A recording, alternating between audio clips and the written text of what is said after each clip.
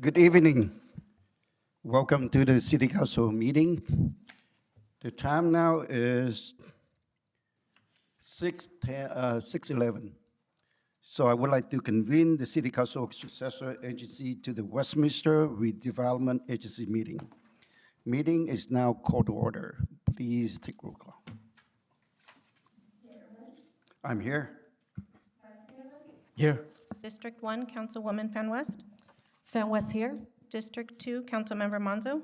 I'm here. District 4, Councilmember Nguyen. I'm here. Mayor, you have a quorum with all members present. Thank you so much.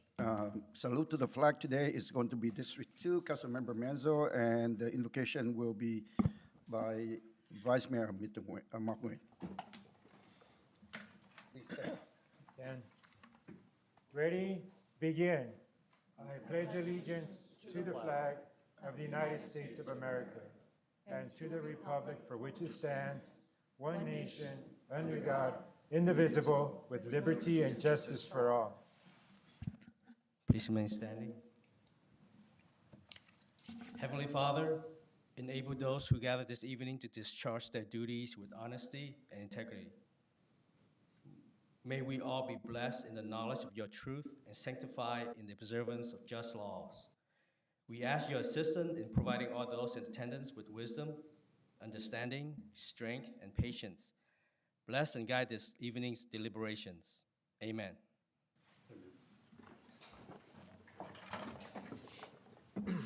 Thank you, Councilmember Manzo, and also Vice Mayor Nguyen.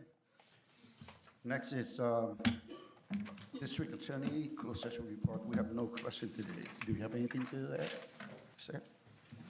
All right, next is exported communication, including SB 1439, report when requires. Is there anything from the dais? Seeing none, hearing none, so moving on to the city clerk report, please. Thank you, Mayor. Applications are currently being accepted for 2 unscheduled vacancies on the Planning Commission and 1 unscheduled vacancy on the Cultural Arts Commission. For more information on deadlines and to apply, please visit the city website. That concludes my report. All right, thank you so much. Next is city manager report, please. Thank you, Mayor, members of the City Council, and everyone watching and in attendance tonight. First, the Westminster Police Department Community Academy began this week. This 11-week program offers a comprehensive look into various divisions of law enforcement. The program includes engaging presentations, demonstrations, as well as opportunities to meet key personnel, including the Chief of Police, dispatchers, motor officers, SWAT team members, Detective Bureau staff, K-9 units, and more. We are not accepting applications for this 11-week program, but to be considered for a future Community Academy class, please contact Police Service Officer Cindy Gray at 714-548-3752 or by email at cgray, so cgray@westminster-ca.gov. Next, mark your calendars and join us for our upcoming TEP Parade celebrating the Year of the Horse on Saturday, February 21st along Bolsa Avenue between Magnolia Street and Bouchard Street. The celebration will begin with an opening ceremony at 8:30 a.m., followed by the parade at 9:30 a.m., featuring vibrant performances, cultural displays, and community pride as we welcome the Lunar New Year together. Premier grandstand seating is now available for purchase, so grab the best view for the opening ceremony, firecracker demonstration, parade, and more. Tickets are available for purchase through the city's website while supplies last.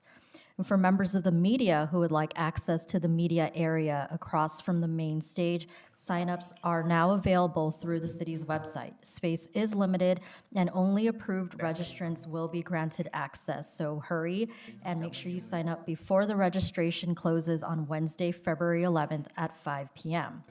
The final deadline for parade participant applications is February 6th, and sponsorship opportunities are still available for businesses and organizations interested in supporting this signature community event. For more information, please email tepparade@westminster-ca.gov or call 714-895-2860.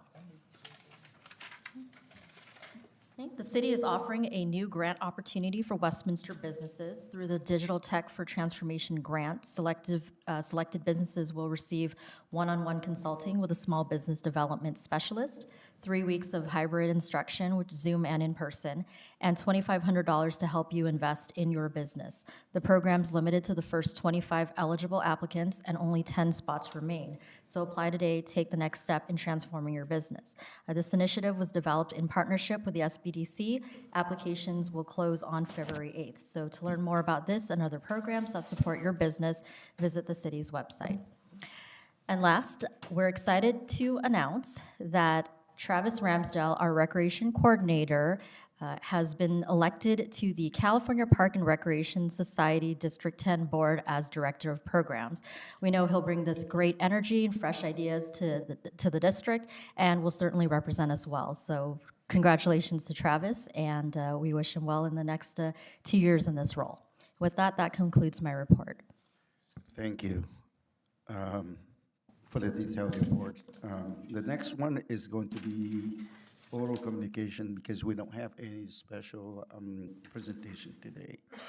So at this time, I would like to open up for the oral communication concerning the agenda items only. Anything outside of agenda items for today, I will have to stop you. And would you please read the instruction into the record, please? Thank you, Mayor. This is the time of the meeting that members of the public may address the City Council regarding any items on the agenda, except public hearing items. Members of the public wishing to address public hearing items shall do so at the time of the public hearing. Unless otherwise extended by a majority vote of the City Council, comments shall be limited to 3 minutes per speaker. Any person wishing to address the City Council in person should complete a green speaker slip, which are provided at the entrance to the council chambers. Submit the card to a city clerk staff. When your name is called, please step to the podium at that time, state your name and city of residence for the record.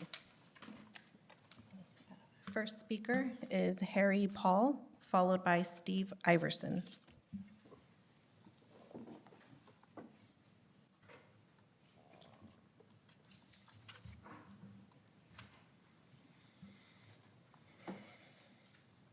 My name is Harry Paul. I'm the president of the Westminster Historical Society. I've been a director there since 2005. I've seen a lot of improvements, a lot of changes that's been made. I want to start off by telling you our mission statement so you can get an idea what we're about. The mission of the Westminster Historical Society is preserve our city's history by collecting, researching, and displaying local artifacts and records at the museum and increase community knowledge and appreciation of our heritage. So this is what we're all about. And I realize that we don't have too many people that come there. We're only open once a month, the first Sunday from 1 to 4. And we'd like to have some encouragement to, have more participation. So I have 5 of my directors that'll present our case. So that's all I can say.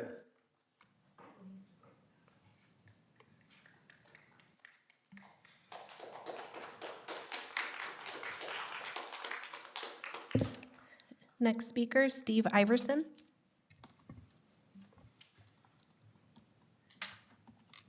Good evening. I want to share with you, my name is Steve Iverson, yes, and I want to share with you a little bit of the story of your city's history museum.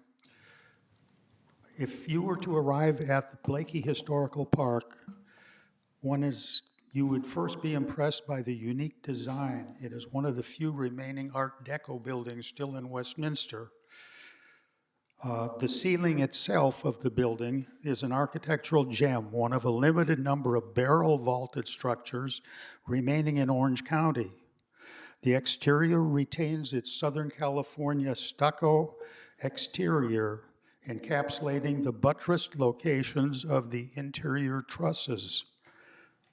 Moved to its present location in 1984, It continues serving the community as a history museum in the park.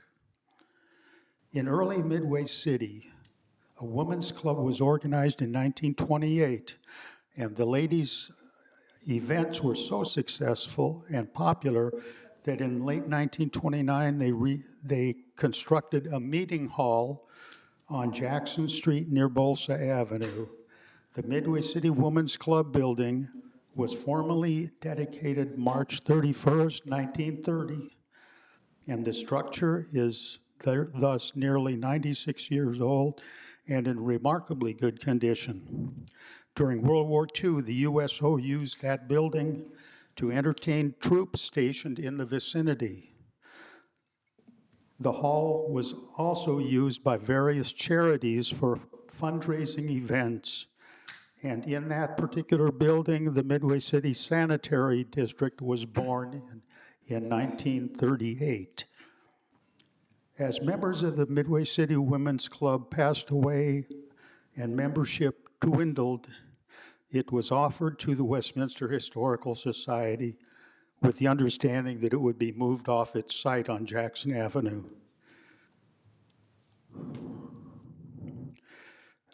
Fortunately, there was a place for it at Blakey Park. The building was cut into two segments for the move, and today you can't even tell that it was divided in two. As a museum structure, the interior has a stage, a small meeting area, a kitchenette, restrooms, and a large exhibit area. Displays include much of the history of Westminster from its founding in 1870 as a colony to the influx of Vietnamese refugees from communist Vietnam. I think you'll enjoy the building.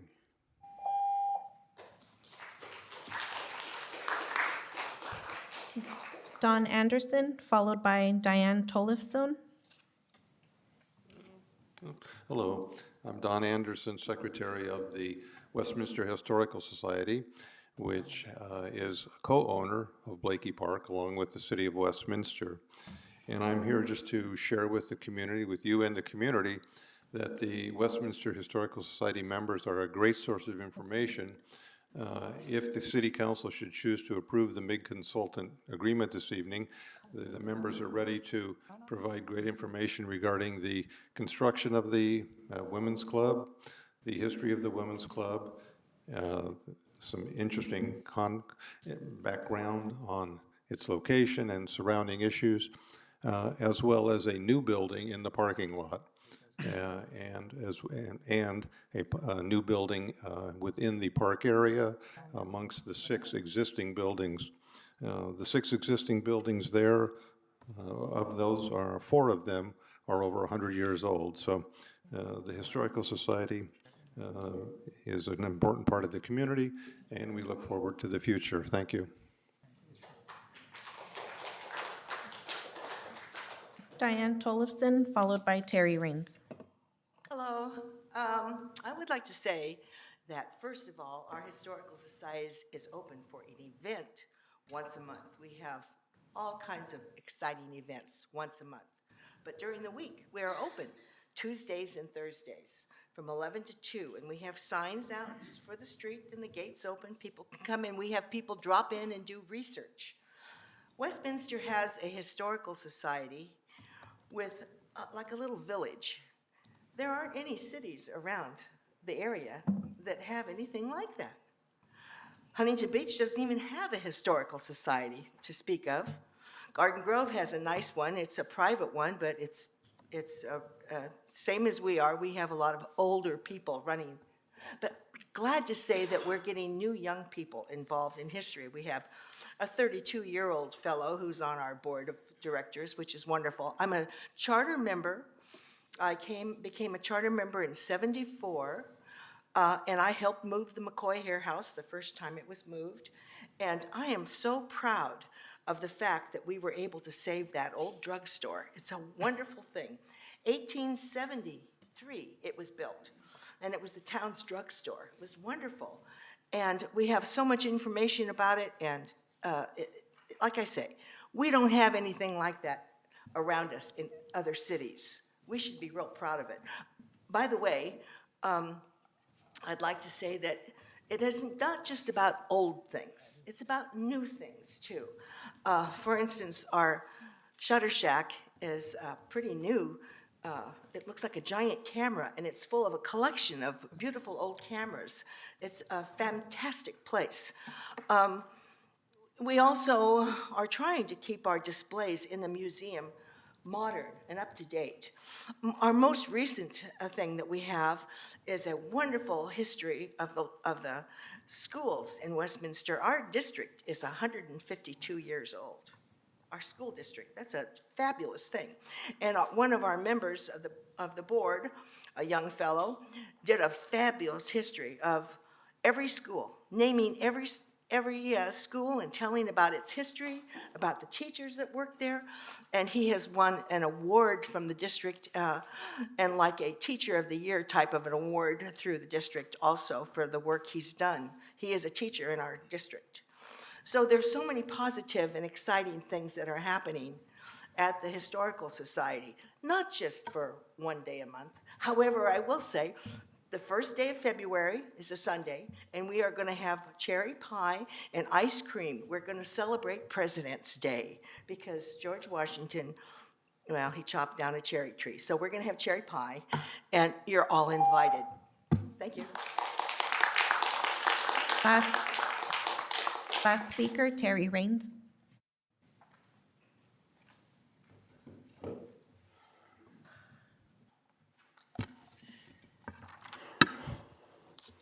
Hello, item 3.1, with all due respect, the December 18th special meeting minutes regarding the Rose Center Theater sound like they were written by Charlie's campaign staff. Comments are whitewashed and stripped of fact. Council's and the public's, with some errors too. Sorry I didn't have time to email changes, but I urge staff to watch the meeting video while reading these minutes and you'll see I'm not wrong. 3.4, why did the city just pay 5 months of this vendor's invoices for services rendered last year? The city's response, the new admin team is diligently working to catch up the community development department. That's great, but getting that far behind on payments is bad business and could put the city's contracts in jeopardy. 3536, good to see most crime down. Could you also present the prior year quarterly stats for the homeless outreach?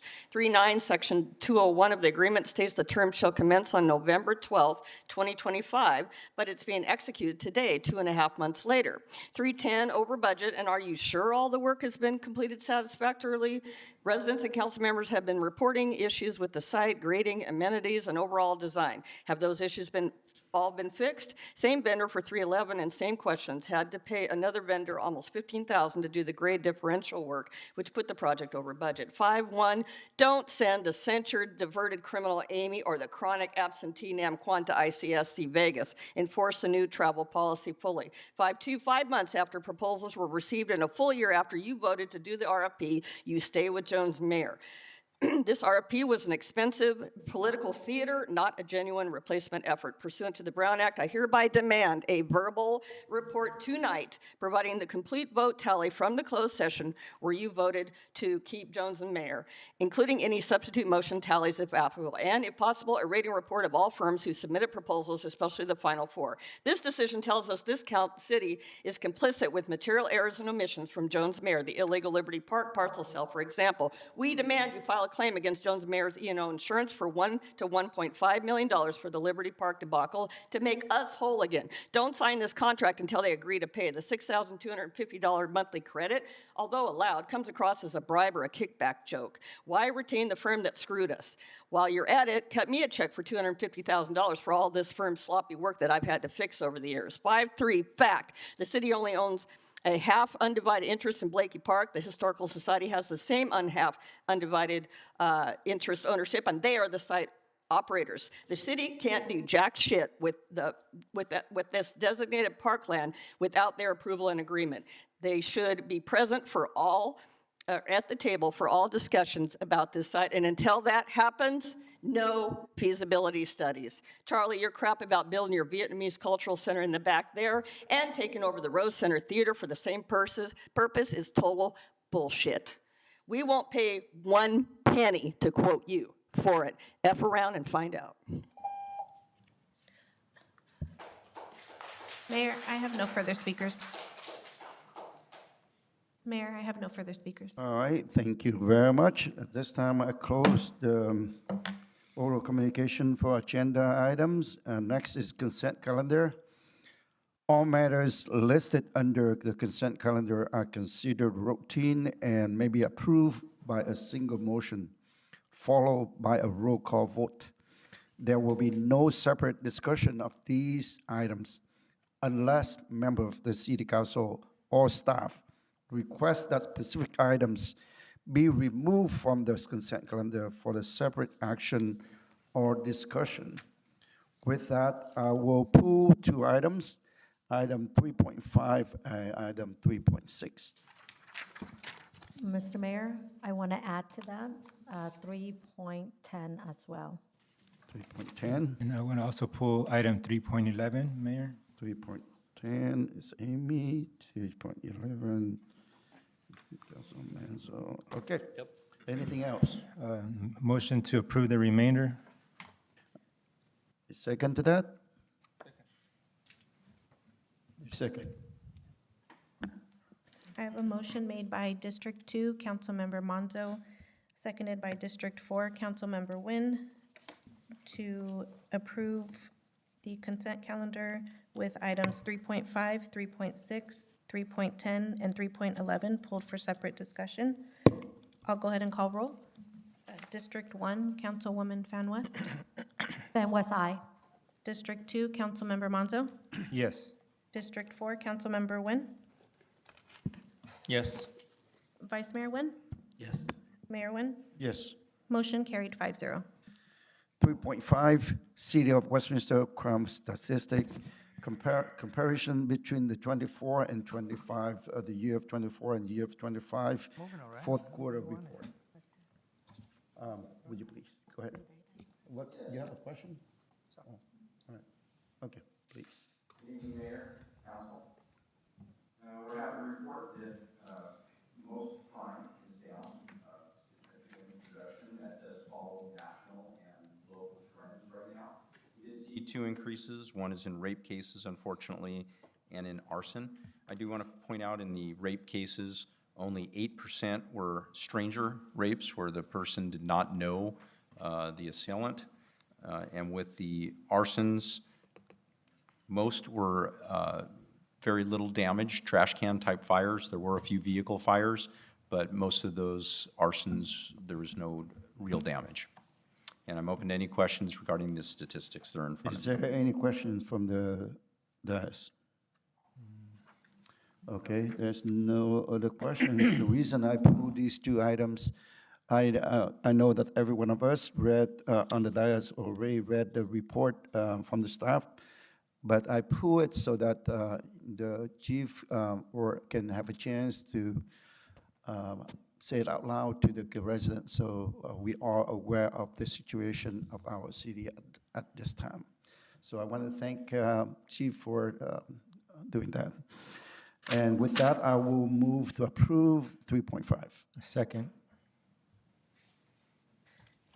I have a motion made by Mayor Nguyen, seconded by District 2, Councilmember Monzo, to receive and file the City of Westminster Police Department Fourth Quarter Crime Statistics Report for 2024 and 2025. I'll go ahead and call roll. District 1, Councilwoman Fan West. Fan West, aye. District 2, Councilmember Monzo. Yes. District 4, Councilmember Nguyen. Yes. Vice Mayor Nguyen. Yes. Mayor Nguyen. Yes, Motion carried 5-0. thank you. Same thing for homeless outreach. 3.6, City of Westminster Homeless Outreach, 2025 fourth quarter report. Again, please.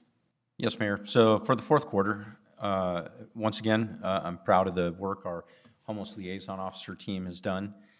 That team is comprised of course, of oversight with a commander, a sergeant, 4 officers, and 2 caseworkers.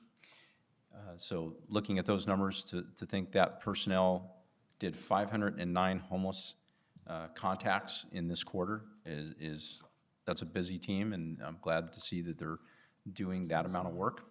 They did 23 referrals, trying to get people placed in housing. For those that did not want to get referred to either substance abuse treatment centers or housing, whether short-term or long-term, they did arrest 87 people. They wrote 58 citations. They contacted 9 businesses, and they cleared 57 encampments. And I know a lot of times when I talk about encampment clearing, a lot of people go, oh, but I see it, I see there's still an encampment there. Oftentimes when they clear them, they come back. So again and again, but that's how many they cleared. All beds at the Navigation Center are full to capacity, so we're utilizing that to its maximum. And with that, I open myself up to questions regarding the homeless report. Yes, follow-up questions. Can you let us know a little bit more about the navigation center that are we making a good use of it? Yeah, so we run with 22 beds, and all 22 are full. So we keep those beds full for Westminster homeless, or those identifying as homeless inside our city. So we're making the best use out of it. We don't run with any open beds. We fill them right away. So we have that for probably about over a year, 2 years now, and what is the outcome of that? Do we have any improvement, or, people, we see actual improvement from the use of it? Yeah, so they just did, when I say they, Orange County just sponsored their annual, is it every other year? I forget if it's every year or every other year, the point in time count, so where they count homeless per city, and they just did that earlier this week. We should have some numbers hopefully published in the next week or two, and that's one way of measurement to see if those numbers went down. All right, thank you very much. Any other questions from the dais? I have a couple. Yes, Councilmember Menzo. Thank you, Mayor. Chief, thank you for the report. Continue with the topic of the Navigation Center.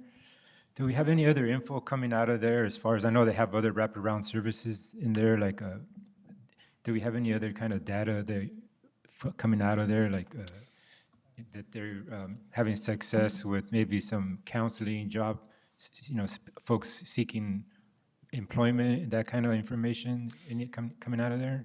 So the center is ran by another city that we contract with. These kind of specifics, I would suggest to council that you have a report through the city manager's office regarding those statistics, which I'm sure they have. Okay, maybe we can get us some info out of there. Thank you. And then as far as our anti-camping ordinance, ever since it came online, how are we doing with that as far as trying to enforce that? That's a real good question. I did not come prepared to answer that one. Sorry. I think I reported on it last time. We have written quite a few citations / arrests for that section. It's something that is definitely used. I just don't have the numbers in front of me, but I might be able to get them soon.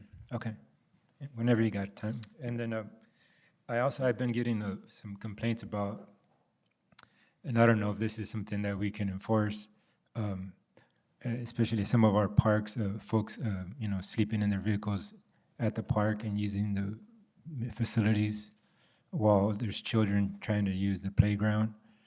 I don't know if that's something that we can try to, or is it something we can enforce if they're just parked in the parking stall and they're using the facilities as they're there, but community members don't feel safe using it. So we do have our limitations. Those limitations are set forth by law and case law, the Constitution. There's things we could do case by case, and there's things we can't do. Whether you're homeless or not, you can use the park, you can use the facilities. Yeah. I do understand sometimes that makes other people feel uncomfortable, but that's a constitutionally protected action. That said, we do heavily patrol the parks.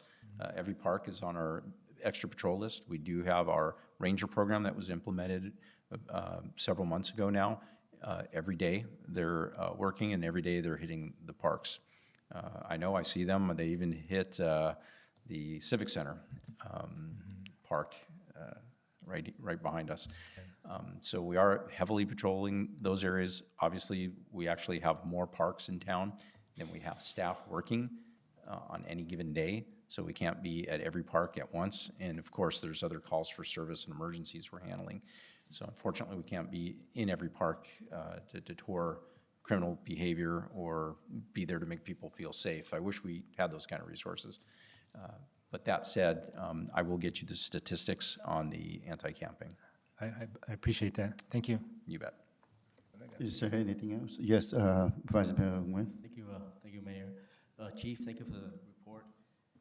I know the navigation center is full, so if we have individual that we refer for housing, then where would they go? So our caseworkers have other means in other locations. There's county facilities that they can utilize if ours is full. And when we have somebody that truly needs a bed, they're actually pretty successful at finding the one. Might not be ours, but it will be another one in the county. I know the county has not released a report on the count for the homeless numbers yet, but in terms of our arrests in the city, how is it compared to last year, per se? We're waiting to see those numbers. Oh, okay. So, yeah. All right, thank you. Yeah. If I was a betting man, and I'm not, I would say they're going to be down. But I hope I'm not saying something different when the numbers come in. All right, thank you. Anything else? If not, I want to thank you, Chief, for your updates. And I see several members of PDs are here today, so I would like to, on behalf of the city the staff or the city council, I want to thank you for taking the time to be here. I also want to recognize that we have a chief from OCFA who represent our city. Chief Covey is here today, but probably the same as 3.5, 3.6, I probably request to have quarterly update so that we know how are we doing. So hopefully that will come up. Thank you. All right. Next, with that, I move to approve the item 3.6. Second. Okay. I have a motion made by Mayor Nguyen, seconded by Vice Mayor Nguyen, to receive and file the City of Westminster Homeless Outreach 2025 fourth quarter report. I'll go ahead and call roll. District 1, Councilwoman Fan West. Fan West, aye. District 2, Councilmember Monzo. Yes. District 4, Councilmember Nguyen. Yes. Vice Mayor Nguyen. Yes. Mayor Nguyen. Yes. Motion carried 5-0. All right. Next item is 3.10. Notice of completion of the work performed by Zico Inc. for the Sherry Street Community Garden Project Plan Number P-2616. This item request by or pulled by Councilmember West. Please. Yes, thank you. Jake, thank you so much for being here and addressing this project, item agenda 3.10. I know it's been a long way, a long journey for us to get this garden up and running. If you can briefly tell us basically what you have to work on and whatnot, and how we come to the project today. Okay, great. Good evening, Mayor, Vice Mayor, and council members. Thank you for that questions. I think part of the ARPA funding project, the mayor and the council approved the first of, in the city, the community gardens. So staff took that project to the community as far as have a public outreach, and we did that and see what the community required the city to do. We have selected a site on Cherry Street, and is a vacant property that the city owned. And with that, we worked together with the stakeholders and the designer to put together a community gardens with a number of plots that people can come in and use it. The reason the construction is so long because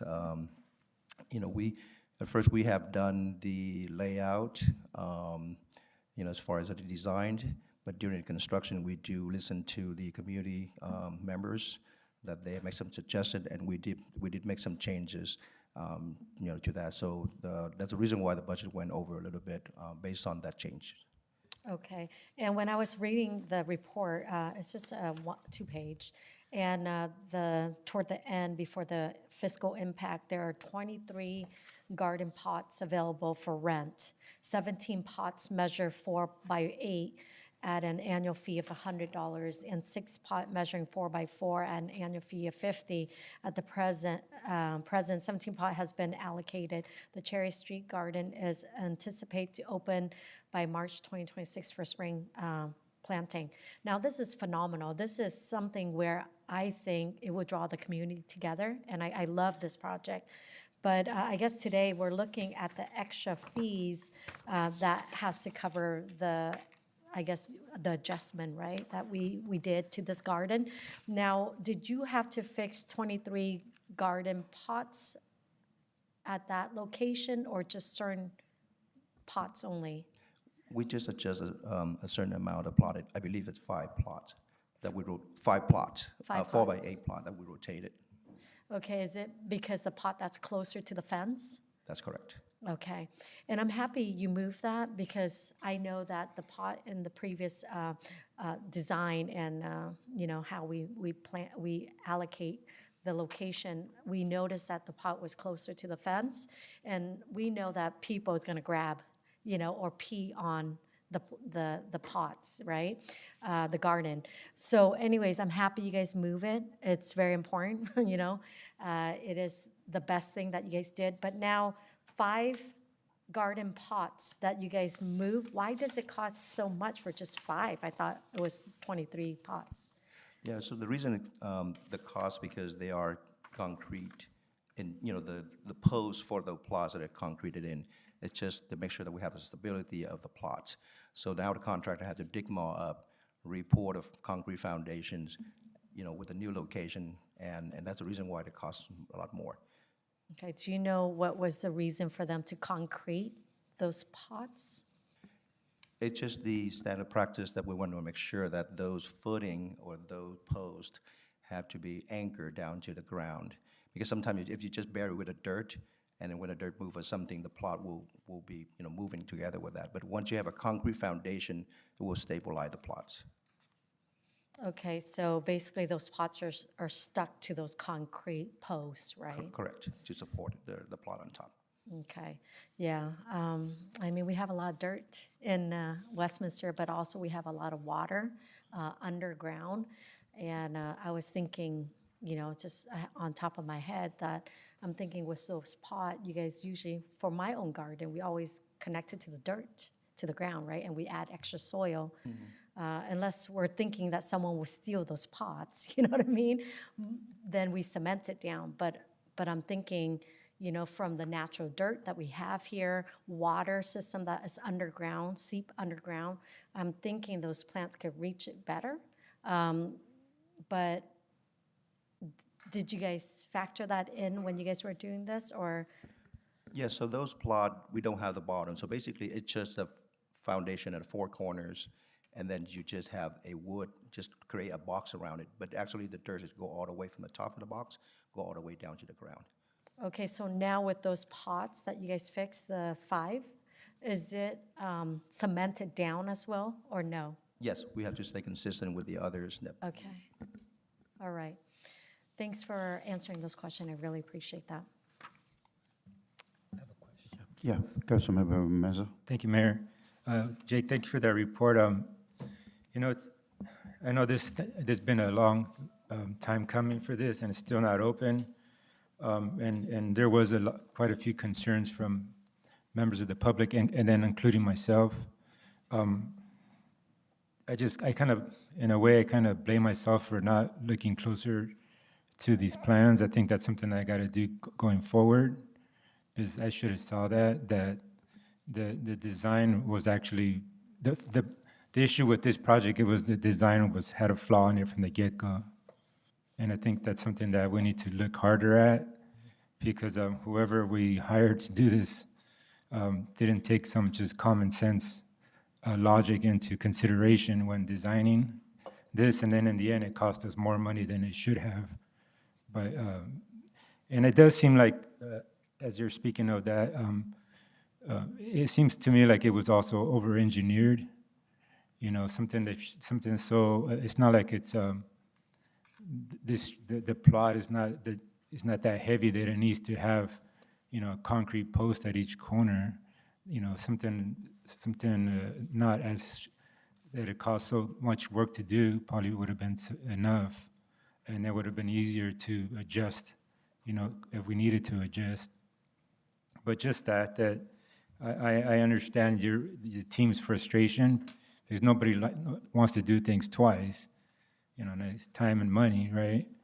But I think that's going forward, that we need to do a better job looking at the design and also vetting the architect and who's drawing these, because I think that's the issue, is that the design, you know, and we don't take the time to look at that. At the end, we pay the price at the end of the project. So I think I don't want to sit there and beat the drum, but yeah, let's just try to do a better job next time. So thank you. And Is there a motion to approve this? motion to approve, Mayor. Second. I have a motion made by District 2, Councilmember Monzo, seconded by Vice Mayor Nguyen, to authorize a contract increase with Zeco Inc. in the amount of $14,317.28 for additional work, and accept the subject project and authorize the city clerk to file a notice of completion with the county clerk recorder's office. I'll go ahead and call roll. District 1, Councilwoman Fan West. Fan West, aye. District 2, Councilmember Monzo. Yes. District 4, Councilmember Nguyen. Yes. Vice Mayor Nguyen. Yes. Mayor Nguyen. Yes. Motion carried 5-0. 3.11, notice of completion of the work performed by Zeco Inc. for the baseball infield renovation project at Buckingham and Westminster Parks. Project plan number P-2613. Councilmember Menzel? Thank you, Mayor.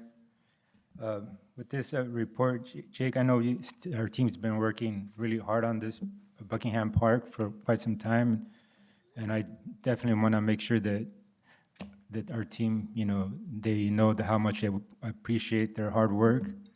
But I think this Buckingham Park, and no fault to there, because they're just doing the work. But honestly, I think this was flawed from the very beginning. There was a lot of issues, again, with understanding what the task, what the job was, doing some research prior, and then designing, getting a plan as far as what was going to be done. And I think this project was just doomed to have issues from the beginning. And it's really frustrating because I'm going to say something that I've said this before, even during my planning commission days. Westminster residents work just as hard as residents in Fountain Valley and Huntington Beach, for example. We deserve just as great of a condition and quality work as those residents do. You know, our residents work just as hard, and I think we need to make sure that going forward that we do our due diligence beforehand, before even work is started, and really understanding what the job is before us, and really get a good plan before we even put one shovel in the dirt. There's something that on the staff report that it says that from the beginning, it said furnish and install 6 sets of new bleachers.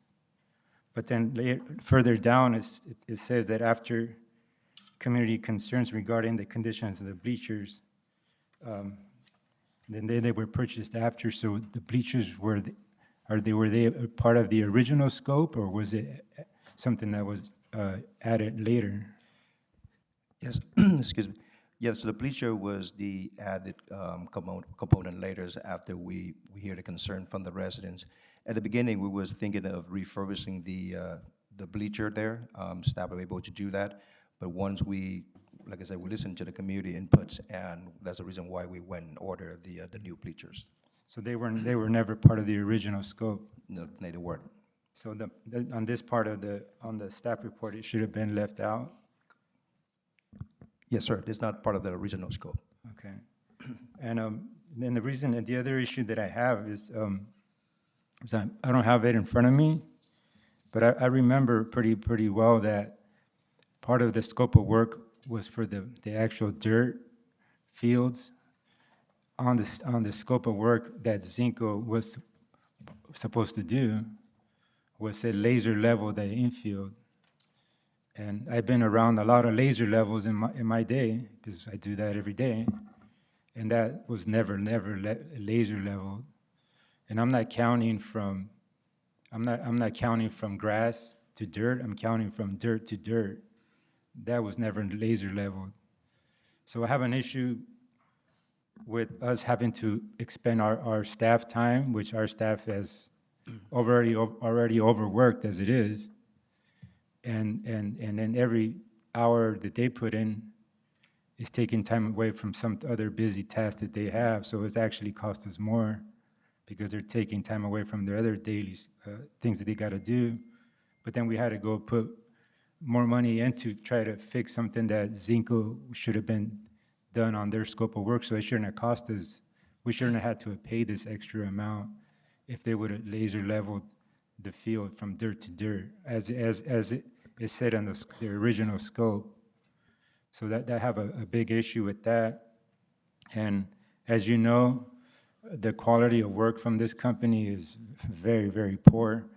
As you know, the concrete work that they did out there was nowhere near acceptable in any public works project or any private project for that matter. So one request from me, and I don't know if council, if this is something I suggested we never use Zinco ever again for any project in our city, ever. Because their quality was horrible work from all the even dangerous conditions that they left. So I think we can never use them again. So that's some. Go ahead, Mayor. I'll continue later. Yes. My time is up. All right. Thank you. Any other from any council? If not, we can go for second round for you.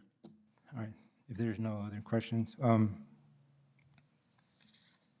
So yes, I mean, and I know our staff is doing the best that they can with what they have to work with, but still, I don't think that the condition that it's currently at, that it's where the vision was.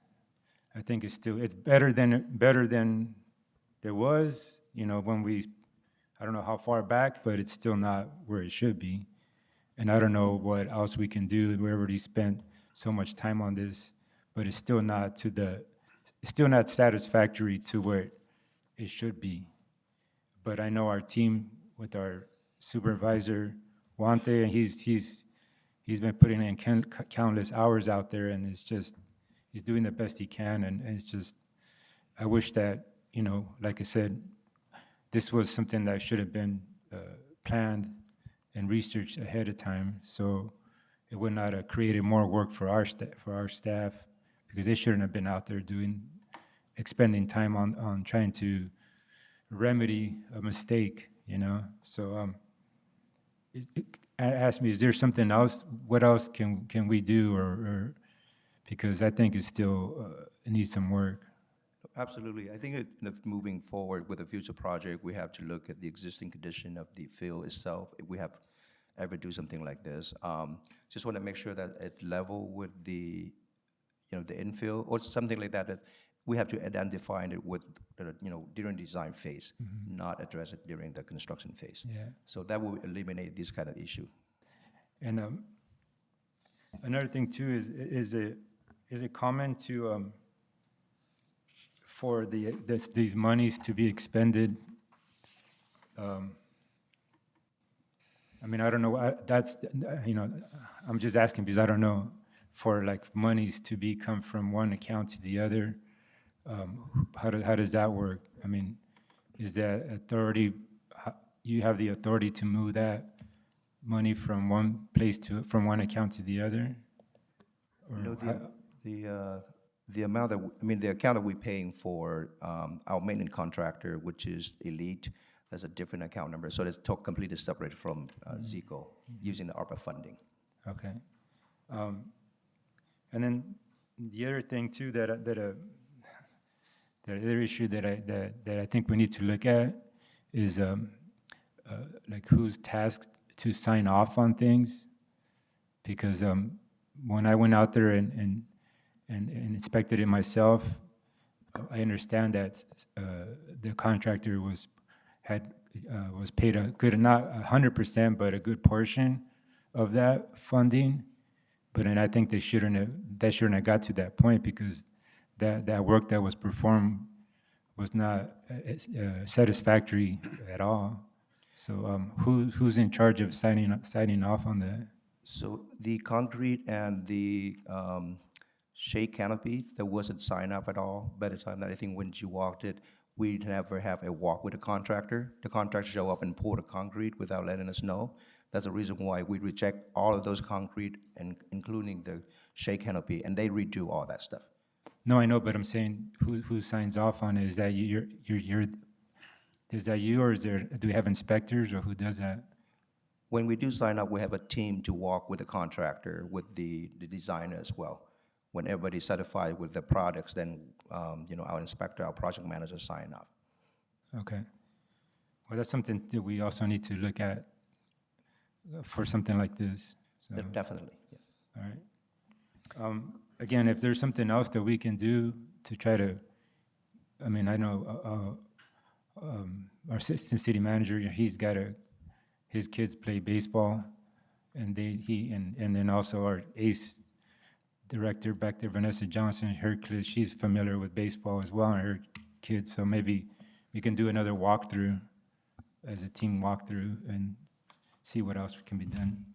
Absolutely, we can definitely be a part of that. I think going back to what Jake was saying is, prior to designing it and prior to bringing you back a bunch of exhibits that are in black and white with dimensions, we bring back some pictures of the existing conditions and opportunities to improve certain amenities, and then that leads to a tighter design, which is what I believe Director No is referring to. Okay, well, I want this to be done, so I want to do is close it out, but it still needs work, so we can probably Mr. Mayor, I address have a that. question. Okay, yes, go ahead. Jake, thank you so much for addressing these two projects here. Now, it seems like the underlying for these two projects is that it seems like the layout, the sign off, then what happened is, we need to fix certain things. So instead of us, I hear the other council member talking about how, it costs money and time if we do go back. And you say, certain staff sign it off, and ultimately, you are the department head, you do sign off, and Christine, is that correct? Or, No, so it's going to be, it's rest at me as a signing Okay. off project, at the end of the project. Or the city engineer will be the one who signed it, but it rests at the public work director to sign off the project. So it rests on you, okay. So in the future, I know our concerns as the council mayor here is that we want to make sure it's done right, so we don't have to go back and do it again. And it does cost time and money, and we do see it in this two example here of this two agenda project. Now, moving forward, do you guys have someone that look at the project, like overlying before, or go out to the field, take a look at it and see if the project's done correctly, and then report back to you before you sign? Or, we need to eliminate the kind of like, I don't want to say negligent, but just the deficit there, you know what I mean? Where we have to go back and fix and it costs money. We do have a process in place. We do have, the inspector, the project manager. But like I said, anything before we finalize the project, we do have a team of, the stakeholders, city staff, people managing the projects, and we do walk through and make sure everything is in compliance with the design, and before we sign up and bring it to the city council. So you're telling me that you do send people out to look at the project? Throughout the project, yes. Okay, and then come back? Yes. Do you ask them to take pictures or whatnot and then show it to you? Just in Yes. case, you Yeah, know, some of the project we do check take. or verify? Yeah, some project we do take some of the pictures. We do have pictures of the project where they are. There's a lot of lesson learned from us, for our staff to do something new like this. But definitely moving forward, we're going to pay attention to the design with the contractor throughout. Okay. All right, well, thank you. All right, if nothing else, I move to approve this item, to file a notice of completion with the Orange County Clerk Recorder's Office. Y'all second it, Mayor. I have a motion made by Mayor Nguyen, seconded by District 2 Councilmember Monzo, to accept the subject project, and authorize the city clerk to file a notice of completion with the County Clerk Recorder's Office. I'll go ahead and call roll. District 1, Councilwoman Fan West. Fan West, aye. District 2, Councilmember Monzo. Yes. District 4, Councilmember Nguyen. Yes. Vice Mayor Nguyen. Yes. Mayor Nguyen. Yes. Motion carried 5-0. Mayor, if I could Yes, add, please. I know we just finished that item, but I wanted to also point out too, we met with Councilmember West yesterday about the agenda, and she actually had a good idea of including before and after pictures and just being a little bit more complete about our agendas when we're presenting these notice of completion. So I just want to let you know that we're going to move forward with adding additional information with some visuals so that when we bring these types of items back, you guys have a little bit more of a perspective and understanding of what you're approving. So I just wanted to point that out, that's All right, moving forward. Thank you Thank very you. much. Good idea. Before I close out the consent calendar items, I just want to make sure that, I just want to mention that, like I mentioned earlier, we have Chief Clovis in the house. I appreciate him for updating us, the council, for every incident happened in our city. I would say that real time. And after we mentioned about that this evening, he texted to me and said, our arson investigation units investigates every one of those arson cases and has made numerous arrests related to them. So I want to read it out for you so you know what's going on with our city in terms of fire. Thank you so much. All right, moving on to our next item, which is regular business. And this item is 5.1, approval of our off-state travel for council members to attend the Innovating Commerce Serving Communities, which is ICSC 2026 conference at the Las Vegas Convention Center from May 18 to May 2026. Is there anything from staff? All right. If there is nothing, is there any recommendation I want to hear from the council? If not, then I will recommend that the vice mayor, the mayor and the vice mayors, as a mayor, I think it's more important. I have to be there. Last 2 times I was there, it make a difference. And I know that we are doing this for the city, and I don't mind to take charge of doing that. Is there anything else? Is this up for all council to come to this event to bring business back, or is this up Staff. for the council, right? That's for the council to decide among all of you who you want to approve to go. There are a number of reasons that we have to make sure that, if we don't violate the PROW Act. The more number of council that we are there, if we talk about city business, then we make sure that we are not being there, 3 or 5. And then that will risk us into our violation of the PROW Act. And I was there last year with Vice Mayor, then Council Member, Vice Mayor, then Menzo. And I think that we work out very well, and I can see the result from that.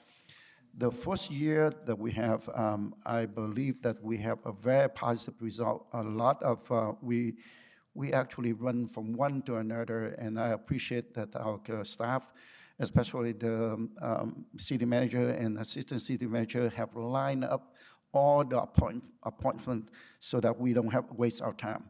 By the end of the day, I know that, we are tired, but at the same time, we have done such marvelous result we brought back, and several of our several of the investor contacted us.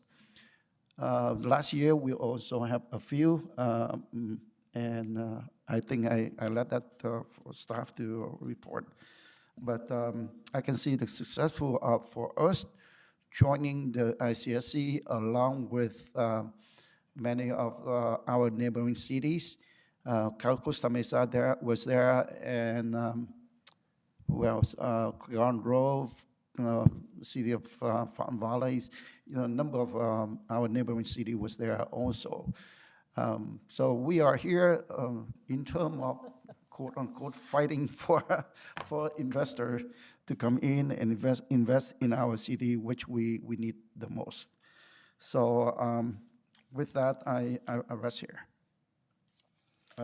Vice Mayor, do you think that you joining us, or you have any idea? Yes, I can join you for the ICSC. With that, I move for approval for the mayor and myself to attend the conference. Mr. Mayor? Yes. I think this should base on availability. Those who can make it, I think it'd be great. So I ask and motion if whoever's available, I know not everyone is available to go, but if those who can go, I think they should go. This is a great thing that will benefit the city of Westminster. So I substitute motion to have anyone who can make it to go. So anyone else? Mr. Mayor, may I speak? Yes. Yeah, I for what I know, is the city of Garden Grove, when they go by the whole pack. So I don't think Brown Act, has anything to do with this. We just go and make contact with business and bring back the, all the businesses back to the city. So I think the more the merrier. Okay. So with that, I think I'm going to second Amy from West for her substitute motion. That's not a motion. She recommended. So if you want to make a okay. motion, then go ahead and identify who else you want to add it to, or you want to make a different motion. Then let us know. So, Mr. Mayor and Council, I did make the motion to basically substitute motion of you guys. You want to approve for, I guess the motion was on the table for the mayor and vice mayor to go. But my substitute motion is to allow any council to go if they're available. And I know your concern is the Brown Act violation. That's very important to us that we make sure we don't do that. I'm aware of that. And all of the staff and council are aware, especially when we go to California League of City, which we just came back. We could have violated, there's three of us, Mayor, you were there, Councilman Nam Quang and I were there, but we didn't violate the Brown Act. So therefore, of course, we are aware, but we know not to talk about city stuff when we're all three together. So we were there, so we can't say because of Brown Act that Mayor, you and Nam Quang were there last conference for California League of City. And we three have been to many California League of City together with also Councilman Carlos Manzo as well. So I agree with Councilman Nam Quang. It's not the Brown Act violation. I think this is a huge thing for the city. We do want business to generate tax in our city. We can use it. Our city can use the tax revenue. And so the more of us can go to help with a booth and get business into the city, I think that's a plus. So I know that I can go as well. I don't know if other council member can go, but I can go as well. Okay, so your motion is to have every council available can Who can to go? this event. And do we have, please, please, please, it's a council discussion right now. I appreciate for you, but that's not your time. Please, please, thank you. Okay, so is there a second from, okay. I So you have second, a second? Amy. To me, I don't think that we need to have, let's say all 5 of us. I don't think we need all 5 of us. I don't think we need to have more than we necessary. If we can do efficiently for 2 or 3, I can go for 3, but for 5, I don't think that is it necessary. So I will consider. I will stay or stand with my motion. So we have a substitute motion that for everyone available can go. I don't know if I have to wait for Council Member Menzo to come back so that we can vote on this. But we can move on at this time. Well, we can, it's your choice. So you can either wait, or you can have the motion now, and you can call the question now. I'm counting noses. It seems like it would be a 2-2, which would be a nothing. But I'm just predicting. Okay, so we don't know. Since it'll be 2-2, like the attorney We said. don't know yet. We haven't have a vote, so we don't know 2-2 yet. So at this time here, I am waiting for Councilman Menzo to come back so that he can participate in the vote, or I can Do you mind hear if I use his the comment. bathroom? Use the bathroom right now while we're waiting for Yeah, go ahead. Councilman Menzo. Go ahead and say it. We'll take a 5-minute break. Okay, we can take a 5-minute break. Oh, he's coming I back. call for a 5-minute recess. Oh. Now you coming back, I have to wait for, so, well, if that's the case, why don't we take a 5-minute recess then? All right, 5 minutes recess. Please be back by 25, please.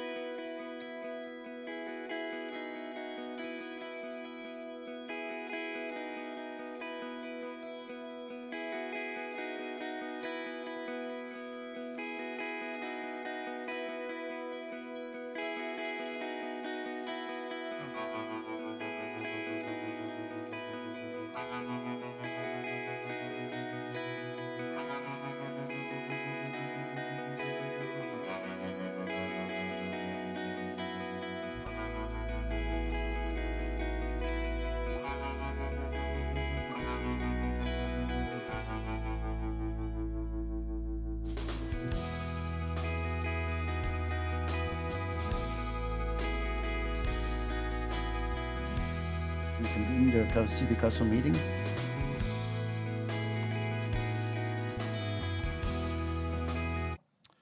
Yes, we have a motion and substitute motion. Can you repeat, you want me to repeat the substitute Yeah. motion?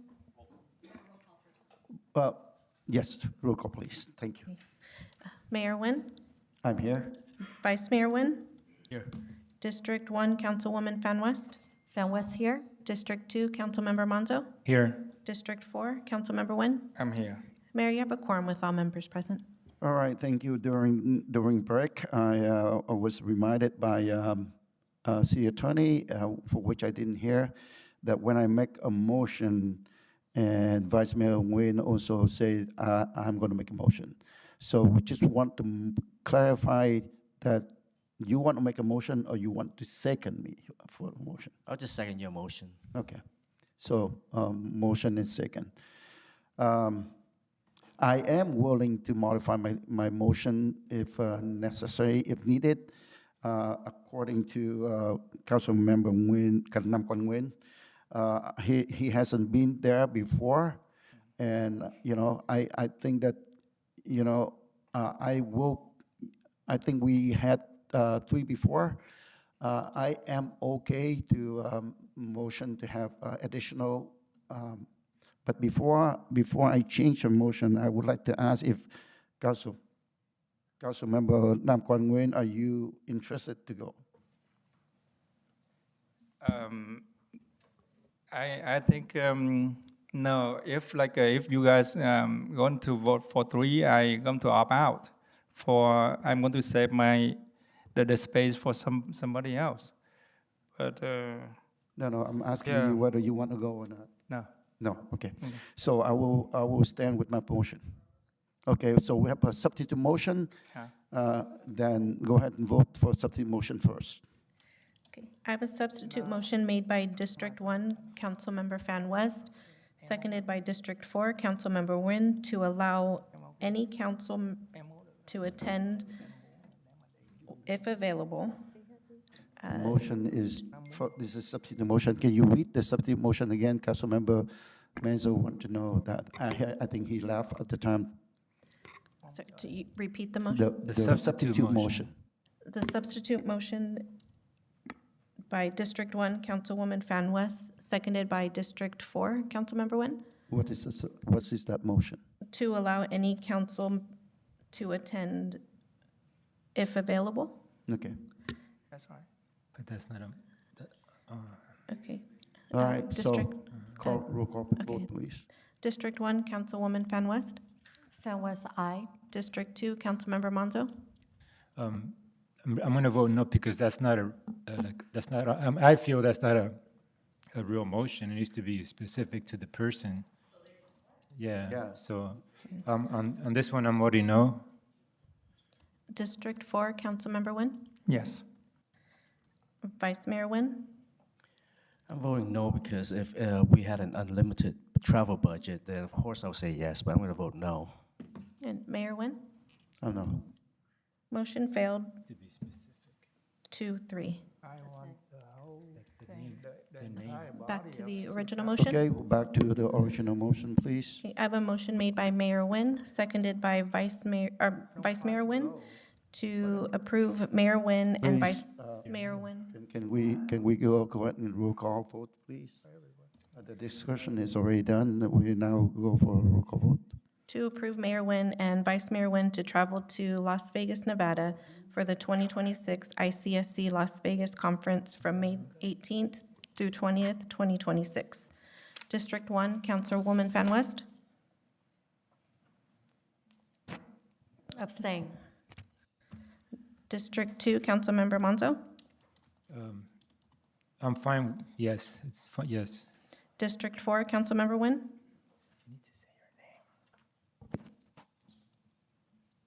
Abstain. Vice Mayor Nguyen. Yes. Mayor Nguyen. Before I vote, let me mention about this. It's not really, I don't want to say this, but at the same time, the truth have to come out.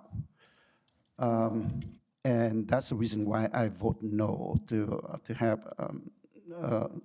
Amy Van West said that she's available, and I'm against that.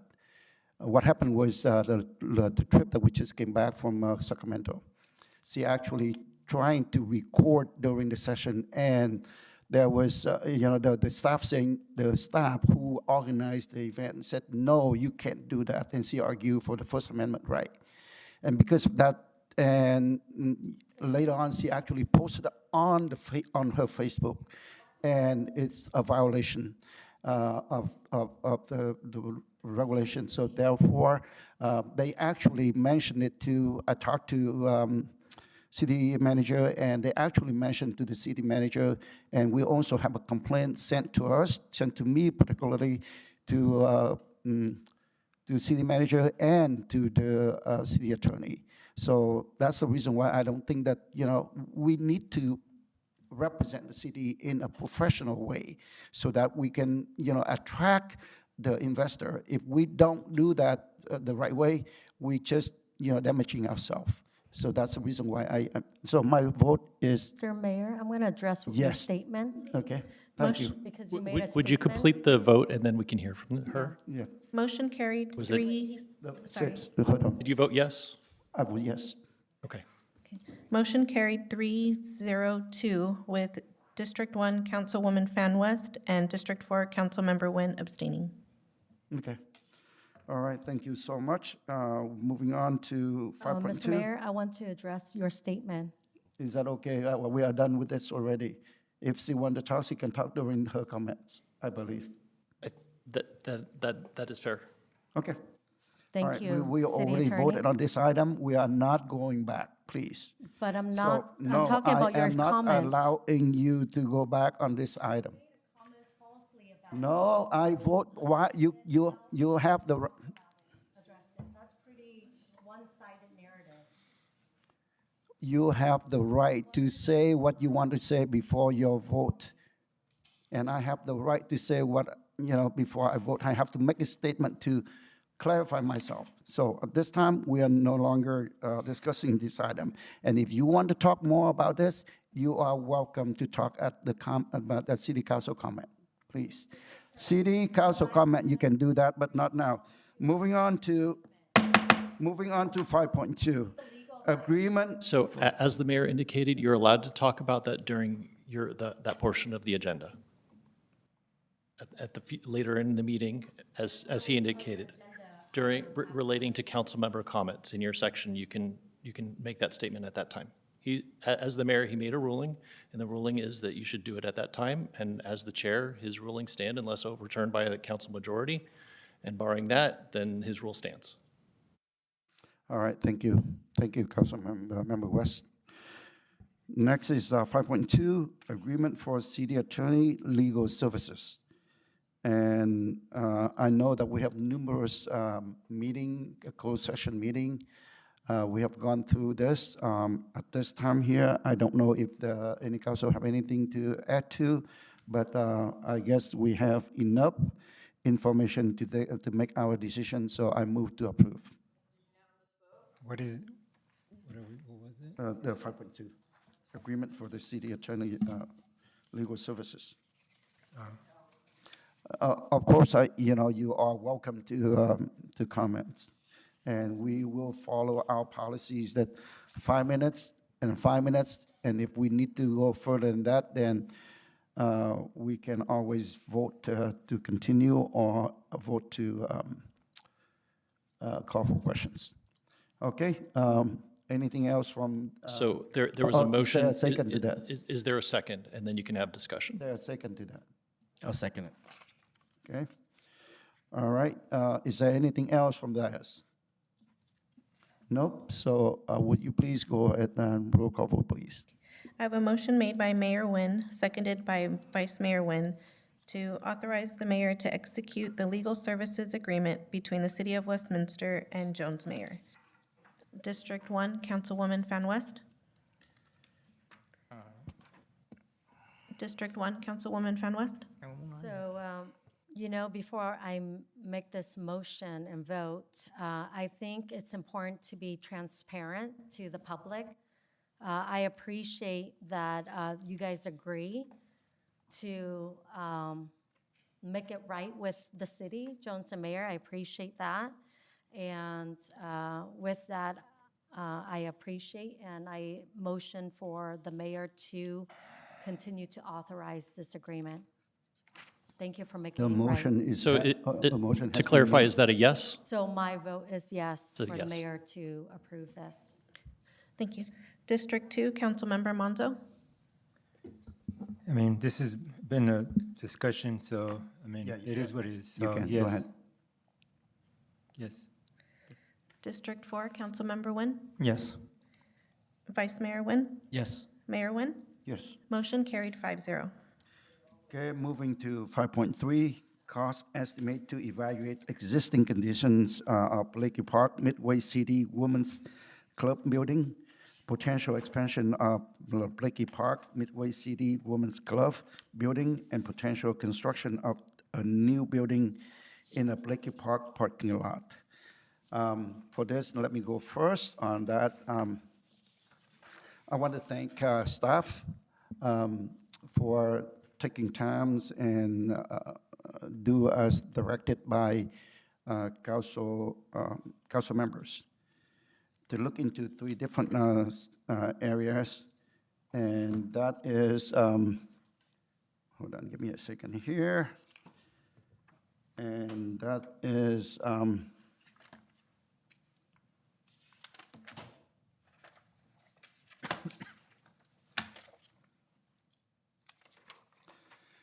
that is cost, existing building assessment, Midway City Women's Club building, and the second one is existing building expansion feasibility, Midway City Women's Club building, and the third one is new building feasibility at Lakey Park parking lot. To me, even though that we have the cost estimated, but I don't think at this point here we need to move with the second and the third part, because it also costs a lot of money too. But I think there is a necessary for us to do the building assessment, because we need to know what the building there, what the lifetime, and then, and you know, how are we going to, is it safety, and you know, all kind of things that we need to do. I can say, but the assessment of the Lakey Park Women's Club building, I think, is a reasonable cost, at reasonable cost, and it gives us a lot of feasibility, and that we can learn what we can do with the park. So with that, I think that we need to move on to approve item number 1 for assessment only. And moving forward, I asked to work for the city to work with Historical Society so that we can see what options are there. And with that, I think that ad hoc committee is needed so that we can further the communication between city staff, city council, and Historical Society.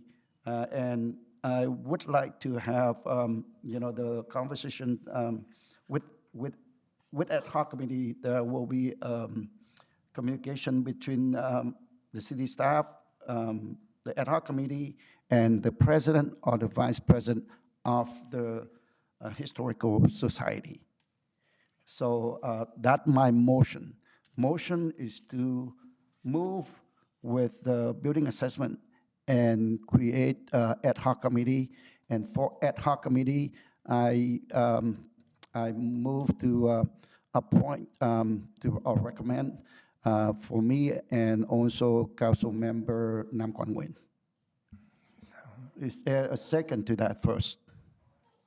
Is there a second to that? Second. Okay. All right, we have a second, and we can go on and do the discussion. Anyone? Well, I have something to say. Okay, please. First of all, yeah, I don't agree with that assessment as far as yourself, and I would be okay if yourself and I would do it, because I'm the one that actually has the knowledge of how to actually build something and the conditions of, inspection. I've been dealing with inspections for 40 years, so I know what something's supposed to look like. And, I don't know what kind of background both of you guys have, but the first issue that I have is that, the words common courtesy, and I know that I'm not putting this on staff because staff I know is just as confused as everybody else as far as the confusion of direction. But, this is a 50-50 ownership partnership with this property. And I mean, just simplify it. If you had a roommate and we're going to do a remodel in your house, would you not speak to your roommate before you start any work? I would think, yeah, because you're living together. This is the same thing, Before any work, talk of anything happening, there should have been extreme collaboration with the owners that are 50-50 owners before this even came to us. And it's just it's not a matter of, do we have to? Yes, legally, we don't have to, but it's just common courtesy and good business and good governance to communicate with your partners and make sure that we're all working together as a team for the just cause. If this was something that the council was thinking about, okay, well then let's work together before you're doing things. And it just gives a bad perception that we're trying to do something behind the scenes without their knowledge. And I think that's, it's kind of sad that's how it looks to the perception to those folks. So, I have an issue with the way that has come about. We should have been more forthcoming and talk to them and make sure that they're included in every conversation about anything. So, I know that there's safety is one of the issues that, yes, I agree that I don't know if there has ever been any sort of inspection of the building's conditions, the safety. It is a public property. As far as the usage, is there, one of the questions I would have is, ADA, where is ADA compliant? Those are the type of things that I think we need to assess. If the council wants to go the direction of assessing, then let's assess it, but in conjunction as a team with the Historical Society. And if the mayor wants to, set up an ad hoc, okay, let's set up an ad hoc, but let's set it up with the members who actually know what they're looking at. And I would, Mayor, and I respectfully would ask, this is what I do, I know what to look at. That's what I do every day. So if you want to set up an ad hoc and you want to be part of it, fine, but I think I need to be part of that ad hoc if that's the road that you want to take, so. Yeah, you have the right to request, but at the same time, I don't know when you say that you know more than Councilmember Nguyen. I want to hear from Councilmember Nguyen that, I can't tell that you know more than Councilmember Nguyen. Each one of us here have our own decision to make, so that's why I recommend for the ad hoc committee that Councilmember Lam Quan Nguyen and I be part of it. So I think it's fair. So we have the motion. Is there a substitute motion to this? Please, can I ask Councilmember Nam Quang Nguyen, is that something that he's available and feels comfortable doing? Yes, yeah. So, is there anything from other council member? If not, then, no, I'll make a is there substitute. substitute motion? There is a substitute motion. Okay, please. I make a substitute motion to go along with the first part of your motion is to have direct staff to proceed with item number 1, assessing the existing building. And then if you want to do an ad hoc, I would suggest that the ad hoc be myself and Mayor Nguyen. Is there a second to that? Before I agree on any substitute motion, let me make my Sorry- statement because I sorry, haven't can we- even got a But- chance but to speak before- on this I- issue yet. If I may, there's a motion on the table, and then we should hear from a second, and then there would be discussion on the motion. So is there a second to the substitute motion? Well, no, I want to modify What's the the substitute No, if motion. you don't have You could ask me, what is the So, modification? so the question is, does anybody can want ask, to second the motion? Otherwise, that motion will to disappear. modify, I but I cannot can. hear I you guys. will, You guys I are will in repeat that question again, please. city attorney. Please. So city attorney, can you? No, let me go ahead. I will repeat what you said. Is there a second to the substitute motion? Hearing none. It's okay. No, Is I there want any, a is there, substitute motion hear to- me out, hear me out. Is there another substitute motion? Yes. Okay, please. So, number one, I understand that we spent like 10 grand, right, on this so far, I believe, staff, on this initial, Correct. The development of the site map that was presented to council previously, I would say is close to $10,000. okay. Now, I noticed this is going to be a kind of like an assessment to see where we should put the cultural center. So I know that we have played around. The majority have voted for the theater to be like the cultural center. This was the idea of the mayor. He wants something, maybe help expand this museum to a cultural center or add another building to it, however it is. I think this is a stage where we are doing study, but we're doing study at 2 locations. The theater, I don't know how much we spent so far. Adolfo, are we spending around $35,000 so far, or? For the theater DNA study, the initial study was approximately $30,000. I'm sorry, we are not talking about Rose Theater today. We are talking the Blakey Park, so please. I understand, zero but in- just, zero in I'm for the making a Blakey Park. statement to this park. So what I'm saying is that we're having 2 projects. I feel like nothing is getting done. We're wasting so much time and resources.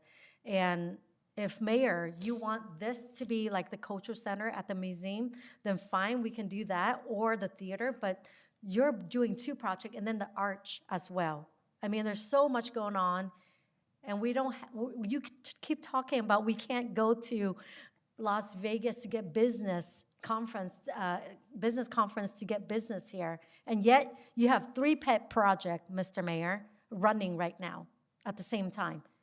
And nothing is done. Money is put out.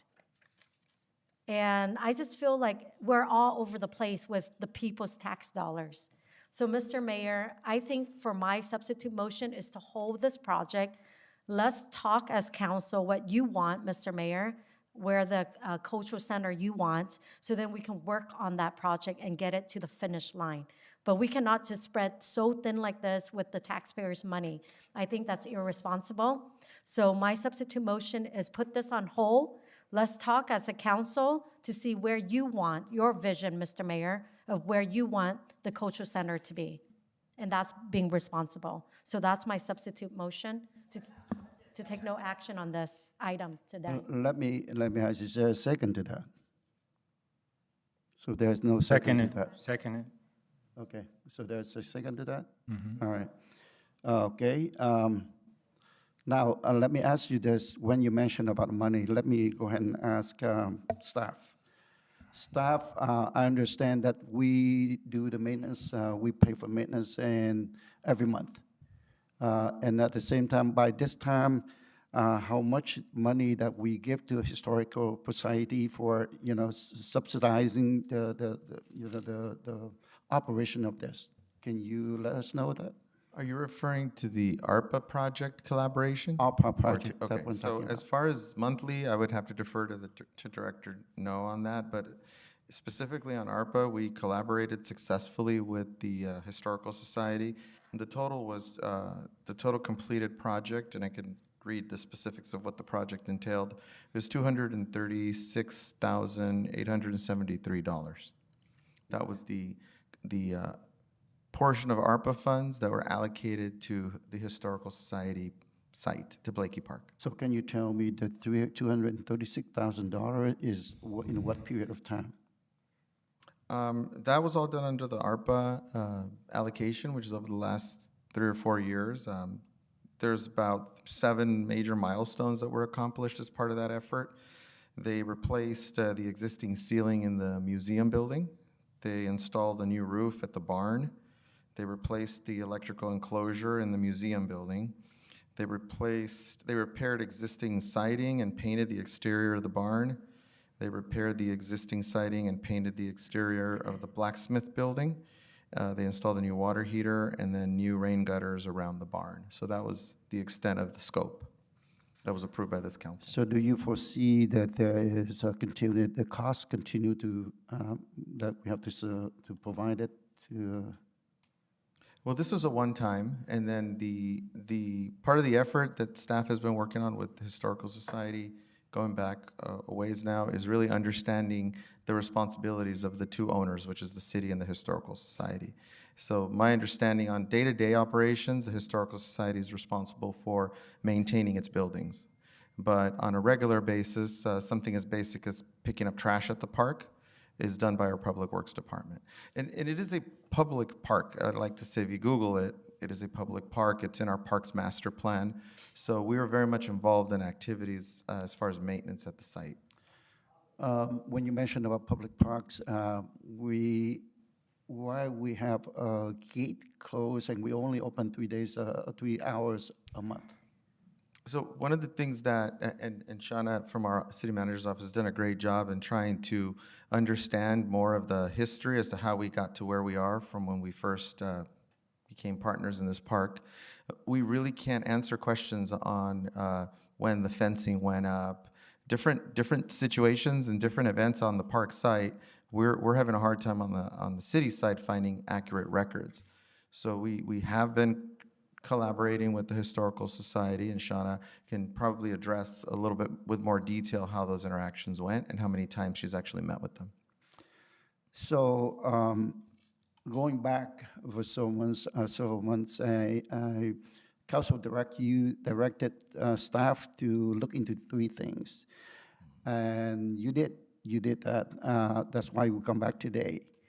And I think that the important thing is we need the assessment. First, I'd like to ask, did you have a chance to sit down with Historical Society to go over this? That's number one. That's the first question. Second question is that if without the reassessment or assessment of the current condition, can we move forward or with anything? So these would be city funds that are allocated, and we take direction from the city council. So there was no involvement with the Historical Society as far as the development of the scope. If any of these options is approved tonight, the first thing we would do is reach out to them and figure out how we could work together to essentially execute these tasks that have been identified in the scope. But if none of the option is approved today, then what? You halt. You can't do. Well, I defer to the city manager on that. If you don't approve any options today, staff is still in the same place we were, where we don't have direction, and we would just essentially not do anything. That would, that's related to these, to this particular effort. Now, we would still, at this point, we would resume what we were doing before, the idea of a cultural center, and we would re-engage with the Historical Society to try to update our documents, make sure that we have shared documents, and looking at the agreement, et cetera, or a new agreement rather, or an updated one. But those tasks would be, what we as staff would be moving toward, and that's independent of this this additional venture of building assessments. We may still have to, based on looking at at documents, et cetera, and as we're working through with the site plan that we have, we may have to do some kind of building assessment, but it would be in a different light. So there's still a little bit of that need. But if there's no action tonight, we're not moving forward with anything related to these 3 options. I do have follow-up questions. And I appreciate staff for your honesty. When I follow up with you, I had asked you a question that have you ever make any attempt to talk to Historical Society? And you said yes. And at the moment that they came in the room, they leave the meeting. Is that true or not true? What was the context of that? That's the context. Yes, please. Answer my question, please, because you already told me. Tell me the same thing that you told me before. I don't want anything different than that. There was a particular meeting where the meeting was set and they walked out of the room. There have been some successful interactions with our senior management analyst, Shauna, over the course of time. But the most recent interaction was when they essentially refused to meet with us. Okay, and if we continue to hold this project, it's going nowhere, and we are not underutilized the gold mine that we have right now for the city of Westminster.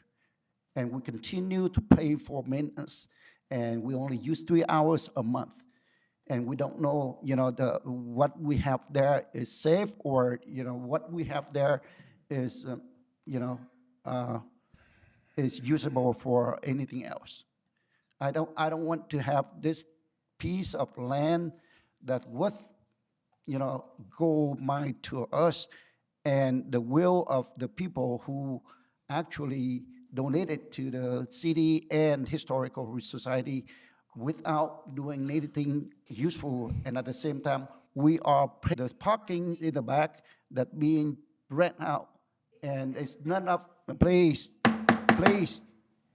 you understand that this is, please,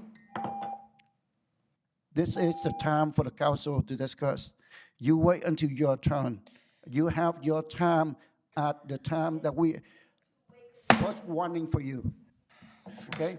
If you continue to do this, I will ask to remove you out of the meeting, because we can't go on with you continue to do this. Thank you. So, wait, I asked a question. Did I ask a question? Have you answered that? I don't think we got to the question on that. Okay. Okay, So, can I have go ahead. something to say? I think the way that you're forming those questions and you're trying to paint a picture that is not the truth. There's a lot more to it than just the way that you're trying to paint it with, that they're adversarial, that they're trying to be they're not. They're trying to work with us. The reason, this is what I was speaking about earlier, that if there's lacking communication, obviously they're going to feel that they're being attacked when they're not. But if we don't communicate, signals get crossed, and there's miscommunication, and then there's misconceptions of things can be brought up because of the lack of communication. And I think that's the reason why, I'm assuming, and I would guess the reason they exited that meeting, because they felt like you just made it seem like you were attacking them, that, oh, we pay for this and we pay for that, and it's like, it's a public park. We pay for all the maintenance for every single park in our city. That is a public park. Blakely is a public park. And can it be activated more? Of course. And we have. Our community service director, Vanessa Johnson, we just had was it the Santa on the Go there, and we're going to have other events there, because now it's going to be activated more, and that's what we're trying to do, activate it more. There's one of the ideas, and they're, of course, they're 100% open to that, but for you to say that what you're trying to paint a picture, that they're hoarding it, or they don't want to share it with the community, and we pay all this, and the community's not getting a benefit out of it, that's not true. That's not true at all. So I wish that, you would try to work and be somebody who's, more welcoming as a leader of a city, that we should be more welcoming to our community partners and members of our city, our residents. We should be a welcoming leader, not somebody who's just, just making demands and making assumptions and making accusations, and that's not what we should be doing. We should be working with them. all the monies that you brought up as far as the ARPA funding, that is an investment. All cities should be trying to restore and keep up historical buildings. That is a community benefit. That is having art, having history, museums, having this, that is part of the heartbeat of a community. Without that, we have no community. We should be investing in that, and that's what we did. We invested that ARPA funding that didn't come from our, that was federal money that was issued to all cities and counties throughout the nation. That was ARPA money. And that was a great investment. And you can tell when you visit the park, you can see those investments. And they did a great job. And we need to invest more because preserving history is important. As Councilmember West made some good points as far as the not knowing what direction, that was part of my comments earlier, not knowing what direction we're going. We given direction about a community center over here at Blakely Park, not a community center over here, not a community center over there. It's like, what are we doing here? What are we doing? So at this time, I do agree with Councilmember West as far as tabling this, working with the Historical Society as far as what can be done, and we can assess things as naturally as they come, but for right now, I think it's just too much. We need to just table this and have a discussion later on about how to proceed, because right now, there's just way too many moving parts and nobody knows anything as far as what wants to do, what your direction is that you've been wanting to do as far as community center here, community center there. So, I mean, everybody's confused. Everybody's confused, so. Do you want to say something? I would love to say something, Okay. if I can, Would you Mayor. please? Sure. So I've heard everyone's concern, and if you could just cut my timer, because I don't have a timer. Thank you. So I understand everyone's concern. I understand this motion to table. I understand the misconceptions or the perceptions that the Historical Society has of the council or of staff or the council and of them and et cetera.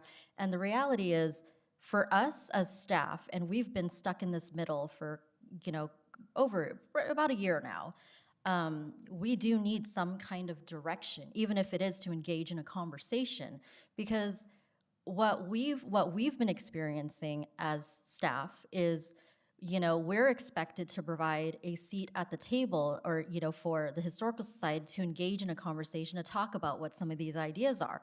The reality is, with staff, we don't have those ideas because we don't have a direction from the council to move forward with something. So we're going to be sitting with the Historical Society, and they will be just as equally, confused as we are as staff as to what kind of a conversation we are going to have. We're going to talk about hypotheticals that may or may not exist. So we do need some direction at this point.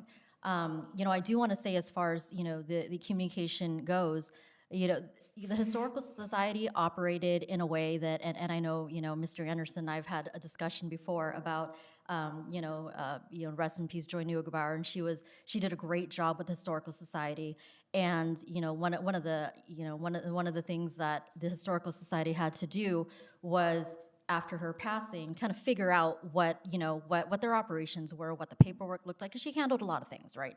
So, we started to really notice the Historical Society when, we had to get into a discussion about the rental of the parking lot for the church. And that's really where the conversation started.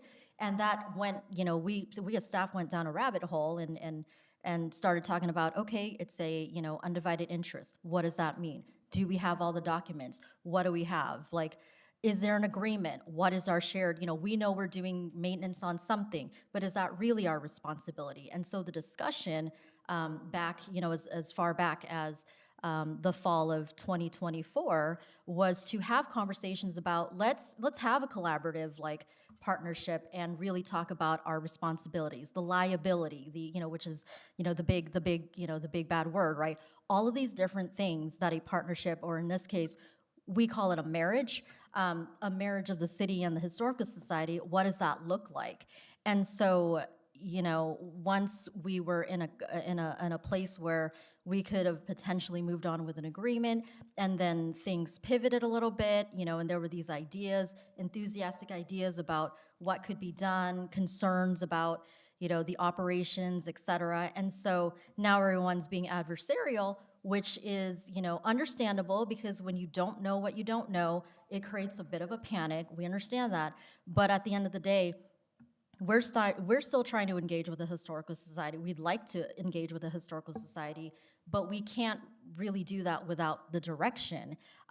If it's the desire of the council to engage with them as well, there's an opportunity as well. Staff, we're more than happy to sit in these meetings to ensure that, you know, the conversations are directed in a way that that is productive and meaningful, and that it's not, you know, deviating to accusations or misconceptions or whatever it is.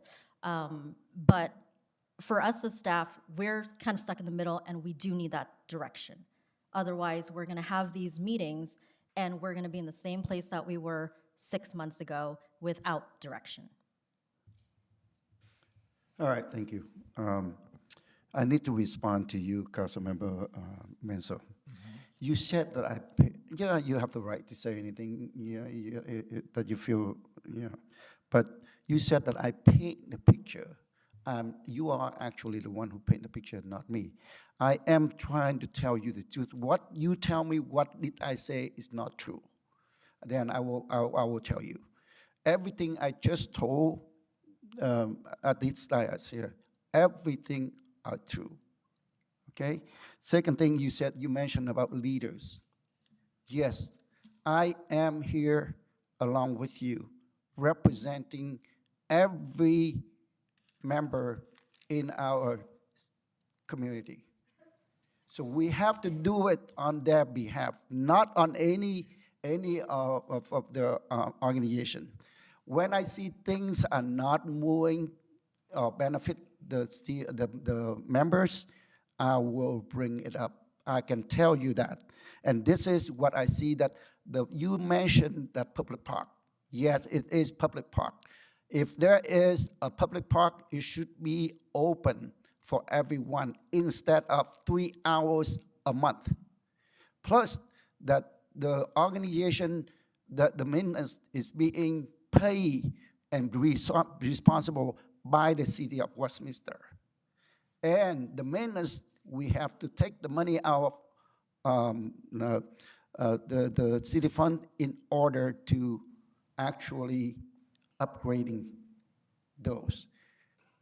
Worse than that, the parkings in the back, the organization actually rent it out, and where is that money? Let me ask staff, have you received any money from the rent of the parkings? Yes or no? No. Okay, thank you. So those are the things that we can see that is unfair.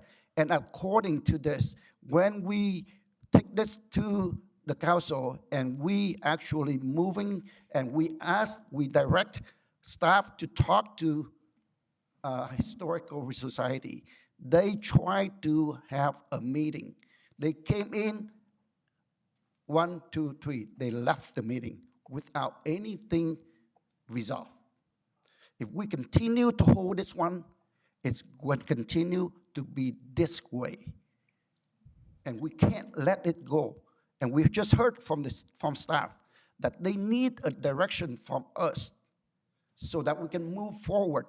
Whether we are going to, at this point here, I'm not talking about anything, building anything. I said it before, maybe we have, the Cultural Center for Vietnamese. At this point here, I'm not going to talk about it. I want to talk about how are we going to be effectively using the area. Yes, okay, so with that, I think that, we need to make a decision so that we can move on. Even though we have the ad hoc committee, staff is going to be with us. That's why it's included in my motion. Staff and ad hoc committee and the president or vice president of the Historical Society is going to to work with us so that we can move in this forward. We can get this communication going, either whether it's for good or bad, we need to resolve we need to have communication go on. At this point here, the communication is halt. It's not going anywhere.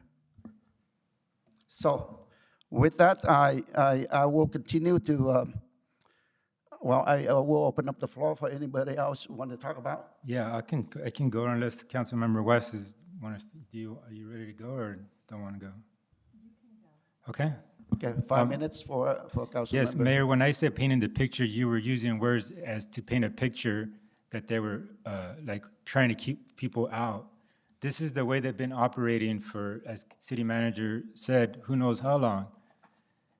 And they're absolutely, obviously willing to change the way they're operating. By example, when we had these other city events there, and that's going to continue. That's what I was trying to mean. That's the words that you're using when you say you're trying to paint a picture of something that is not actually true. Like I said, let's make a compromise here. I'm willing to, because I think it does need it, assess the existing building, because that's, as city manager suggested, well, not suggest, she said they need direction. Have staff work with Historical Society on assessing the existing building, and have no ad hoc. Why muddy the waters? Why we're trying to be efficient here. Let staff and the professional staff work with them, and council stay out of it, and then they report back to us. How about that? Would you agree to that? The answer is no. The reason was we direct staff to talk to them before, they ignore it. But so how was us being there going to change anything?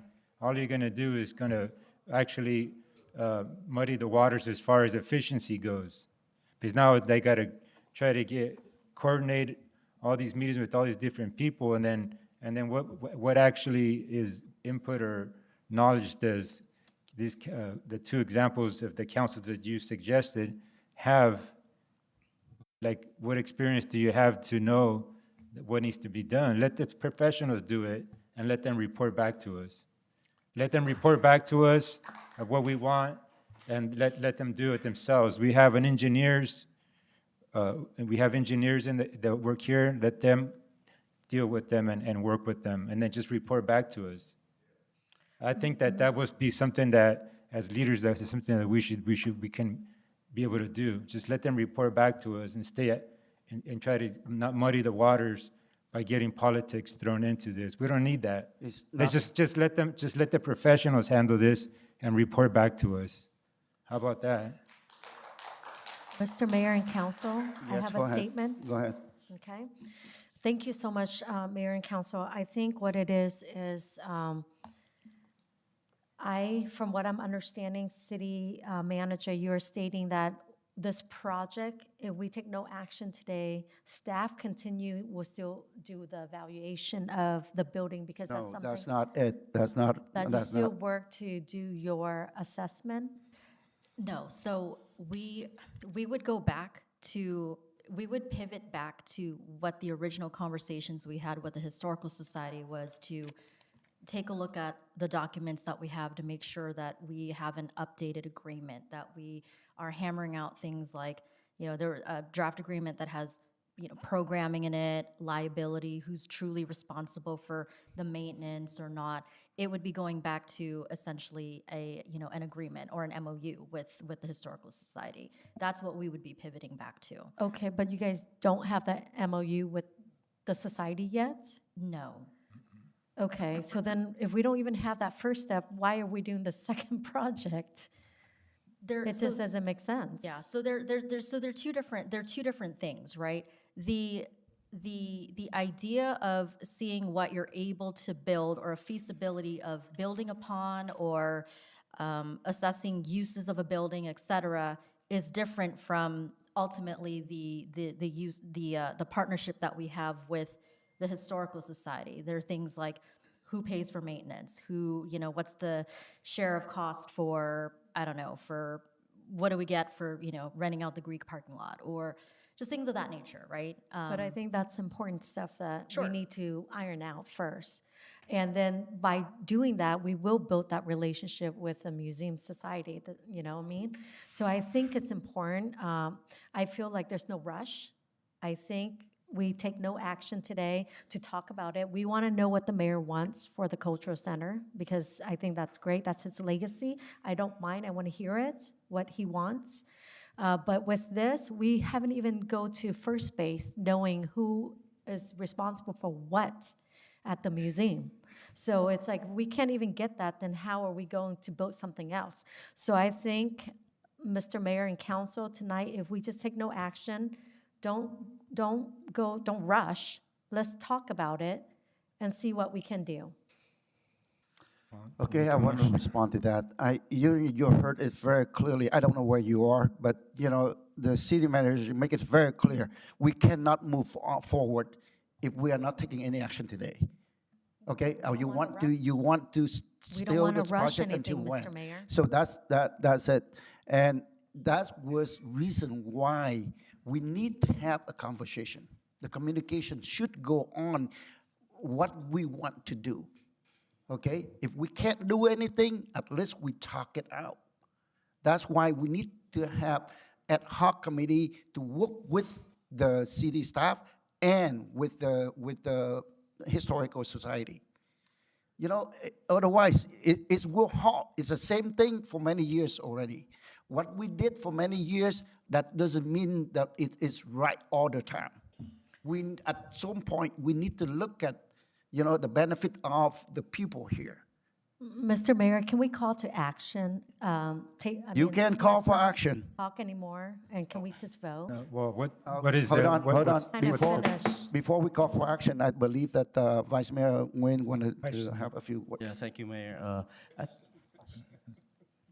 I think this assessment study is the city's due diligence in terms of assessing the existing buildings, right? Let's say for asbestos, any asbestos, ADA compliant, condition of the roof, whatever the structure. I mean, let me ask the assistant city manager, do we do these kind of studies on existing structures and buildings in the city? So we have a responsibility to assess structures that sit on city land for liability purposes. So every building that is open to the public on city land, we have regular systematic approach of understanding the condition of the building and the needs of the building. So the answer is yes.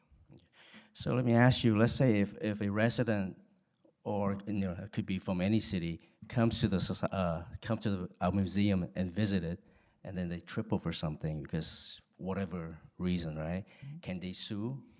I would defer. We've had this conversation with our city attorney, and I'd like him to answer that question.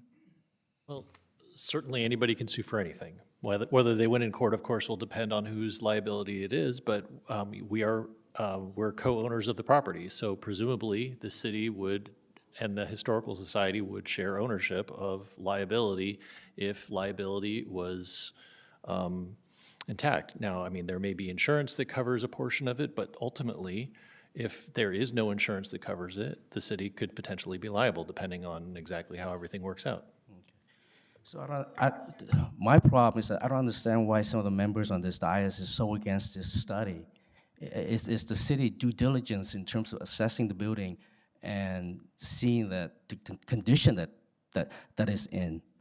And then you kept talking about, we need to establish communication with a historical society, but you're so against setting up this ad hoc committee. I don't understand it. It's like fighting a war with like both your hands,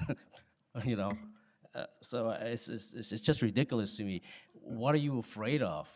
I mean, the ad hoc committee is to establish communication with the society, right? So what's the harm in that? What is the rush? I mean, we can What, there's table no it so that rush. this We will have the be study forever? already. Like We there's can the- talk as a nothing. council. Well, there's no rush. So, let's not rush into Were you done with your things. time? I'm sorry. And plus, staff is going to continue. It's still his time, please. Go So let me ahead, ask you, Mr. who will be doing the assessment of the building? Okay. So the actual physical assessment of the building would be done by a third-party, a consultant. As far as interactions with the Historical Society, we would need access to the building, and that's really the extent of it. We would manage the hours that are being utilized by the consultant just to make sure that we are holding people accountable, but we would be essentially receiving a report from a licensed professional architect and landscape architect as well on the site assessment for the building. We'd look at ADA, we'd look at the electrical conditions, all of those things that are important to us in any building that's open to the public on a city park. So basically, the work will be done by professional engineers. So the members Please, of the can ad hoc you committee don't need to be professional engineers, let's say, right? So I take exception to Councilmember Manso saying that, you know, the council member needs to have some kind of engineering background or some I didn't kind say of, you know, background. or, you know, some kind of technical background in terms of the assessment of buildings and stuff. We're not engineers, we're politicians. So our decision is based on the recommendation from these contractor, right? Correct. We would be assessing the building and bringing those conditions report back to the city council. One of the things that was happening very early in this discussion is we were being asked questions about a park site that we had no records to. So people were asking us about dimensions and sizes and access. We didn't have a site plan. It's the only park in the city that doesn't have any form of mapping. So we went ahead and created that mapping as part of the first action that the council took. And then when the idea was to build something new, we said we can't build something new until we know the conditions of what's there. And that's how we got to where we are tonight. All right, thank you. And the reason I motioned for me and Councilmember Nam Kwan, you know, I don't know what you see about him, but he is also an engineer. I know that he has technical background, and I don't know what you see, and you thought that he doesn't have knowledge as you are. But Mr. Mayor? I can see also that that Council Nam Kwan Nguyen, he is very fair, and I think that he should be the person who worked with me on the ad hoc committee, and along with that, we have the city staff working with us. And, you know, and it will be a communication. If there is anything that is not, that's going a different direction, well, they can come out and talk about it, you know, openly to the people, saying that the mayor or the ad hoc committee or the city forcing me to do this and do that is illegal. You know, we are willing to talk about it, willing to resolve a problem, willing to make it benefit for everyone here in the city. That's all that I have in mind to do. I don't have any others than making this effectively used for everyone. So with Mr. that, Mayor? I will, yes, please. Okay, perfect. I was going to suggest, we've heard from each council member. Right. This is the second round. Each council member's had their opportunity. The only council member not to have spoken on this item is Councilmember Nam Kwan Nguyen. If he would like to speak, certainly you can invite him, and then I would suggest that you call the question unless there's a substitute Thank you. motion. Thank you, Scott. The way I see it is why we have to stable this, because all the C1 is just do the analysis or like checking if the building is up to code, you know, for the safety of all the people are using it right now. So if anything that happened, it's, you know, not on wood, okay? God forbid, if anything happened, then who's gonna to be held accountable for that? So I think this is the good way, the right way to do it. So, and then once we get it done, nothing gonna happen. We just, you know, sit back to talk, to discuss. So why we have to table this? I don't know why. The thing is that we table it, it's going to be the way it is. It's not, we cannot communicate, we cannot resolve any problem. It was not done. So that's the problem. If we table it, we cannot move on. Okay, it will be the same. Well, I don't want to respond to you, but that's what happened. for many things, many years already. And we started on this project, and we, you heard it from the city manager, we cannot move on if we don't make a decision today. Since you're taking Councilmember Nguyen's time, he was still speaking. Okay, go ahead, But, go ahead, go ahead. You know, Go ahead. so we're talking over each other. That's fine, he is not complaining. Mr. You Mayor, are the one who if I may- complaining. No, but Hold he's on, talking over him. what about Councilmember West took time from Vice Mayor Nguyen? That's okay, let them go ahead and complain. I will take it, not you, Councilmember Menzo. I'm just Go saying, ahead. I'm just Go saying, ahead, why are Councilmember you Matt. interrupting for? Councilmember Nam Quang Nguyen. Actually, I'm done. I'm done with it. I just think that the entire council should take action today. We should give direction to staff to move on. We just cannot stall like this. That's what I hate. When we get into a fight and then we stable everything. We should move forward. So that's what I think. I agree, Thank you. but, so, I don't know, what is there a motion? Where are we Yeah, at with I was the going to motion? say, everybody's had an opportunity to speak, so now I would suggest that we call the question. Okay, we can call for questions. We, it would be on the substitute motion, so Still continue to do their job, to talk with the society, right? To look and see who owns what. so That's a continuation, right? I- Without I- this motion. So want to, I think at this time, we'll be discussing the substitute motion. So the substitute motion was made by, I believe it was Councilmember Fan West, seconded by Carlos Bonso. Yeah, but I disagree, You take back rescind my yours? second, because I don't agree with that. Okay, so is there, so that, the second has been rescinded. Is there anybody to second the original substitute motion, which is to table the item? Say that again, I'm sorry. So currently, Councilmember Amy Fan West has a motion. The question is there a second? Because there is no motion, because he rescinded his second. Didn't. So now there is no substitute motion. Now the sole item on the table. I want to is- make a substitute motion. Okay, now there's a new substitute motion from Councilmember Monso. My substitute motion is to, motion to assess the existing building as is with no ad hoc, and let staff work, the professionals work with the Historical Society and report back to the council. We're moving it forward, but we're staying at, let the professionals handle this. That is my substitute motion. Is there a There's- second? there's- It's in the middle. Is there a second? Is there a second? It appears to die for lack of a Is there second. a second? No? So then we're back to the original motion. So All right. I want to, so I don't understand why the rush, right? We have spent 3 different projects, spreading so thin. We need to talk as a council what exactly the mayor's vision for the culture center is.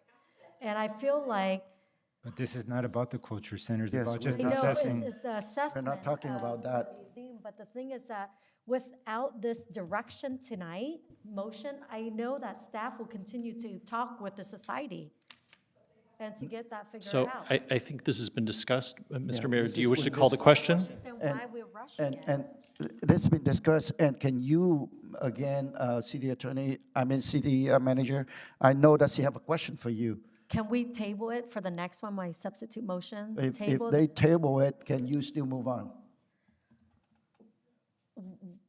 We wouldn't move on these options that we're having on the table.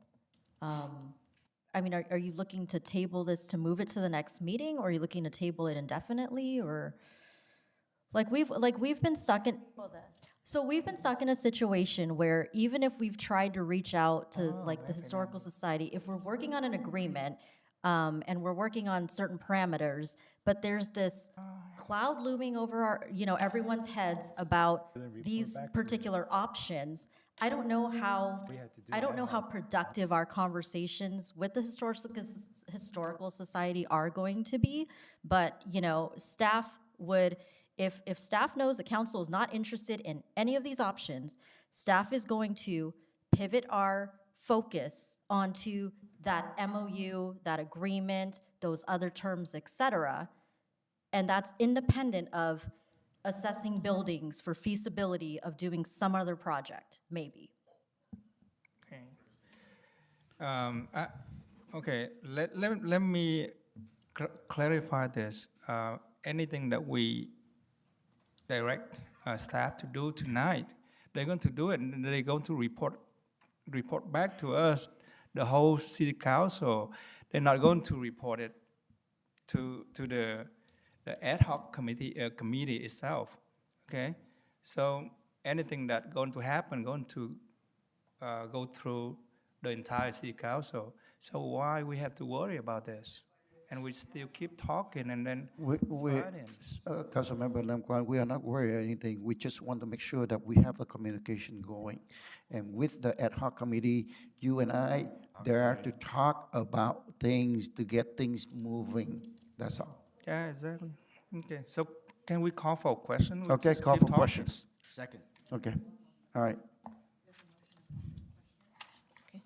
There's a motion to call for the question. Yes. No, there isn't. So, okay, I the did mayor call made the and- motion with the second by the vice mayor. Yes.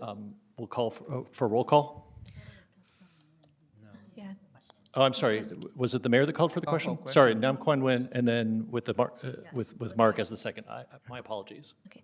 I have a motion made by District 4, Councilmember Nguyen, seconded by Vice Mayor Nguyen to call for question.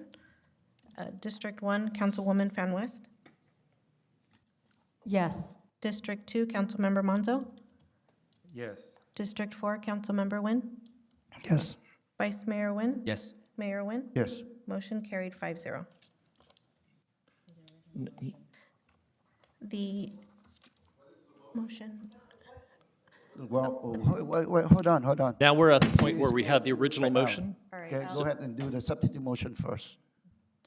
And please. I was to So the table. original Please. motion that was made by the mayor, seconded by Vice Mayor Mark Nguyen, it would be to do item number 1, which is to do the assessment. In addition, that there would be an ad hoc committee appointed, and that ad hoc committee would be the mayor and Councilmember Nam Quan Nguyen. And if I may, it'd be a friendly amendment with the understanding that the duty of the ad hoc committee ultimately would be to bring back an item and to have to the city council. I think that's Yes, understood. yes. Okay, that's a friendly The ad amendment? hoc committee, not Okay, so normal, let's we just- can't make a decision. We Correct. have to, we are there to work Then and why then do bring we- back then- to the Understood. council. Then why do you So even that's the have motion ad and the hoc? second. Just So have we'll the we'll call staff for the report votes. back to us. Okay, District You don't 1, need an ad hoc. Councilwoman Fan West. I thought there was a substitute motion to table this. No, it that died. was denied. There's no second. We've called the question. Substitute motion. Excuse me, There's no- we have called the question. It is improper to have any further discussion at this point. That is the purpose of the calling for the question. There's no discussion from here on. a There's no second. discussion from now on. Carry on. Did he give for a District second? 1, Councilwoman Fan seconded. West. This is on the original motion. So the question to you, Councilmember Fan West, is yes or no? No. You know? I District mean, we 2, need to table. Councilmember Monzo. No. District 4, Councilmember Nguyen. What is this, the main motion that make, This is the main motion. okay, yes. Vice Mayor Nguyen. Yes. Mayor Nguyen. yes. Motion carried 3-2. All right, thank you very much. Moving on to the next item is oral communications concerning the non-agenda items. So at this time, I would like to open up for the oral communication. Would you please read the instruction into the record? Thank you, Mayor. This is the time of the meeting that members of the public may address the city council regarding any non-agenda items that are within the subject matter jurisdiction. Unless otherwise extended by a majority vote of the city council, comments shall be limited to 3 minutes per speaker. Any person wishing to address the city council in person should complete a yellow speaker slip, which are provided at the entrance to council chambers. Submit the card to a city clerk staff. When your name is called, please step to the podium at that time, state your name and residence for the record. First speaker is Gary Yagazarian, followed by Lone Win.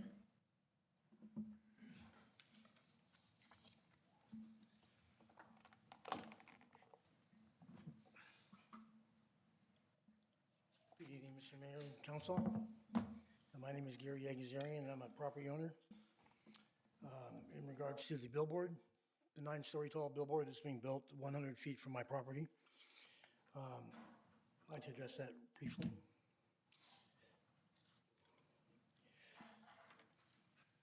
My property is located at 14281 Edward Street in the zone residential 5, R5, located approximately 100 feet from where the billboard project has been approved by the city.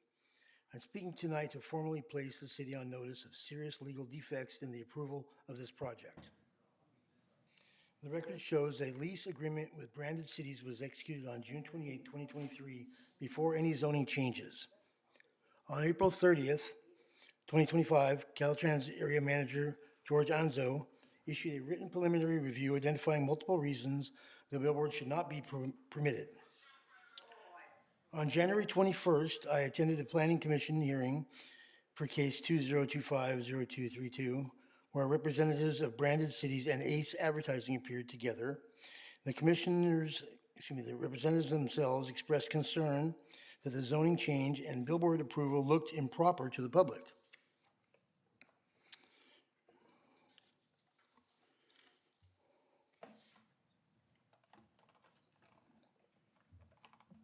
Bear with me 1 second.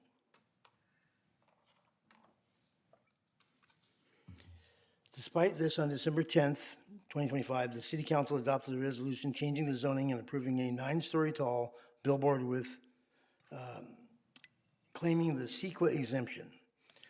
My residential property was mischaracterized as industrial in city materials despite the R5 and its proximity within 100 feet was acknowledged on the record. At the Planning Commission hearing, I offered my property for sale as a mitigation measure that was ignored and never analyzed despite CEQA's requirement to consider feasible mitigation. I was previously denied a billboard when I first purchased my property due to zoning issues. The city later changed zoning to approve a nearby billboard while entering into a revenue sharing arrangement, creating a direct financial interest in the project. I'm requesting tonight that the city suspend all approval and permits related to this billboard, withdraw the claim CEQA exemption. It's not accurate. It's not a small structure. 9 stories is not considered small. Correct the administrative record, including the misclassification of my property, and place this matter back before the council for a lawful consideration. The statement is made to preserve my rights and objections. I respectfully request that it be entered into the official record in full. Thank you. That's all I have. Next speaker, Lone Win, followed by Eric Coda.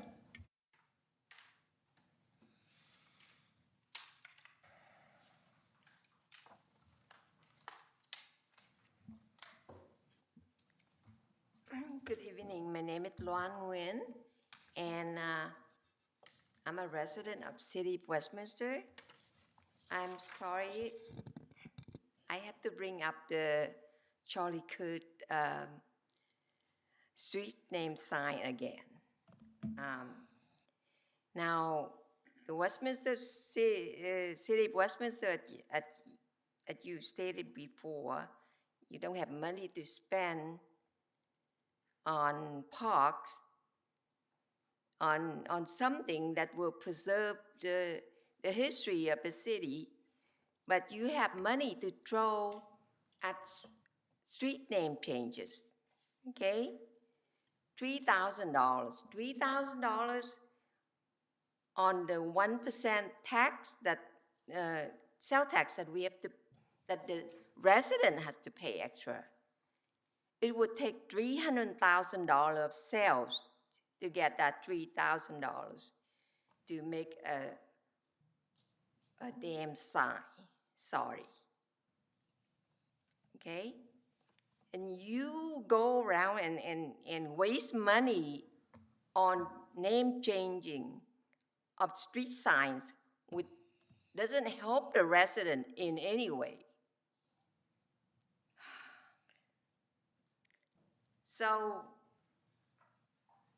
seriously, if you want to help the resident, you don't put the sign on, because only that it's gonna cost us $3,000. It's gonna cost us, like the young man that presented before, it's gonna cost us the security of making sure that people don't vandalize the sign, okay?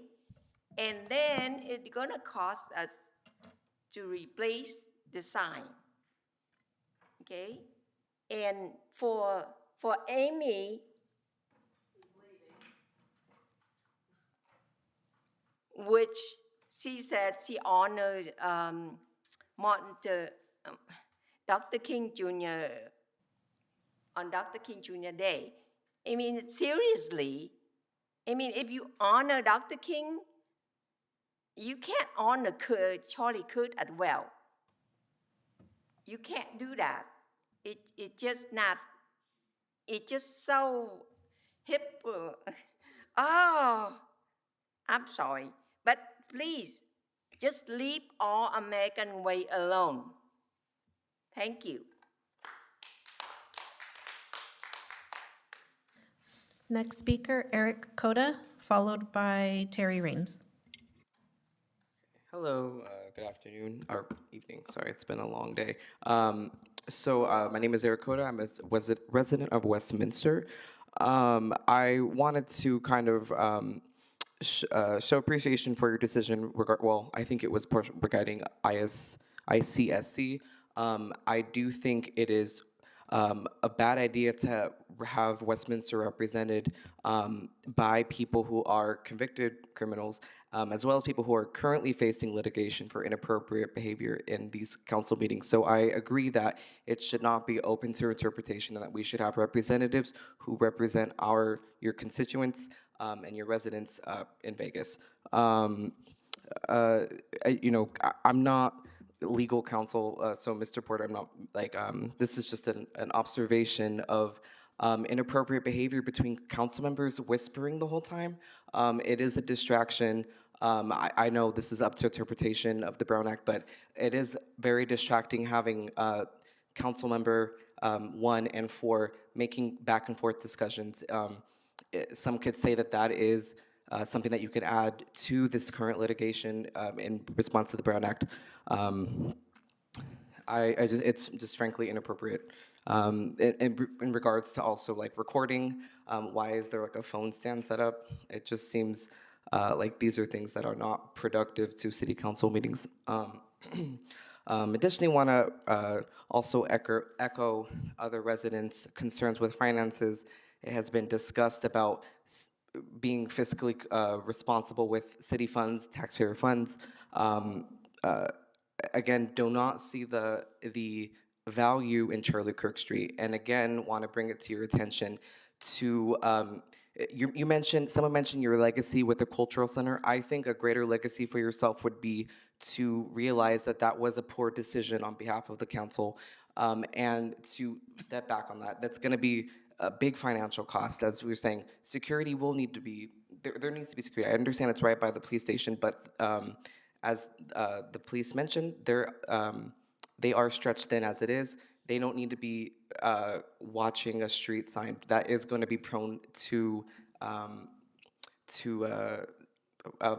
excuse me, my brain fog, to being vandalized and to that. So I just think we need to be responsible. So that's it. Thank you. Last speaker, Terry Raines.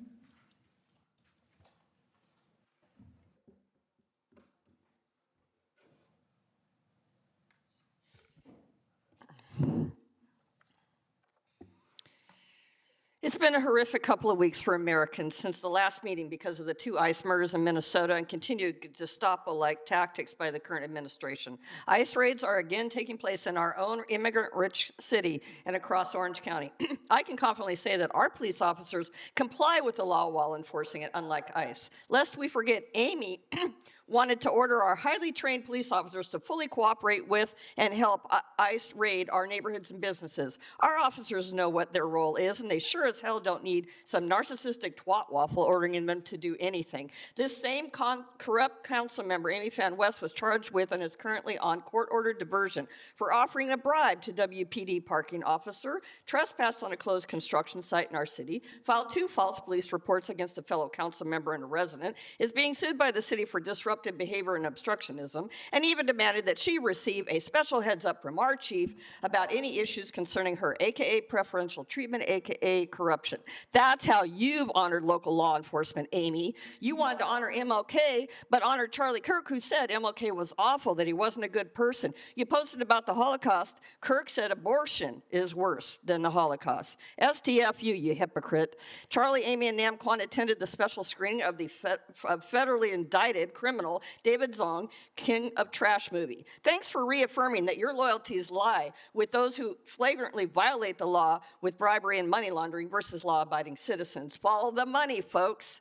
CA 45 candidates, Charlie and Amy, along with Mark and Nam Kwan, refused to listen to the hundreds of residents who let you know we all vehemently oppose you tainting our inclusive all-American way with the name of a divisive, racist, anti-immigrant podcaster. Their loyalty to a political party is stronger than their loyalty to humanity and America. Authoritarianism and corruption are alive and well here in Westminster and in the federal government. Charlie, your ignorant, divisive, insensitive comment that you will not spend 1 penny to support the arts in our community was a straw that broke our backs of this community who poured their hearts and souls out to you. So F you. It's not your money to spend, it's ours. You won't even listen to your former Vietnamese supporters who are just as fed up with your authoritarian crap as we are. Well, guess what? We won't spend 1 damn penny of our money on your bullshit legacy project, your obsession to erase our city's rich history at the beloved museum, to erase and evict our award-winning Rose Center Theater operators and performers, and adding a racist podcaster's name to All American Way. F around and find out, Charlie. If we have to, we'll take you to court. Or the feds will. Only time will tell. Same goes for you, Amy, Mark, and Nam Kwan. F-A-F-O. Figure out what that means. Carlos Manzo for mayor 2026. Yay.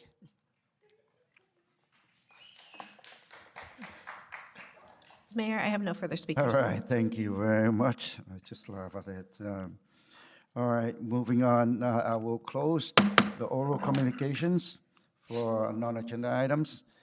Moving on to comments and requests for agenda items from City Council agency members, including AB 123 Report 1 requires. Before I call on council members to report, let me go ahead. I believe that all council members receive the email from our city attorney, and I just want to remind us here, so make sure that we just abide. We have the policy that we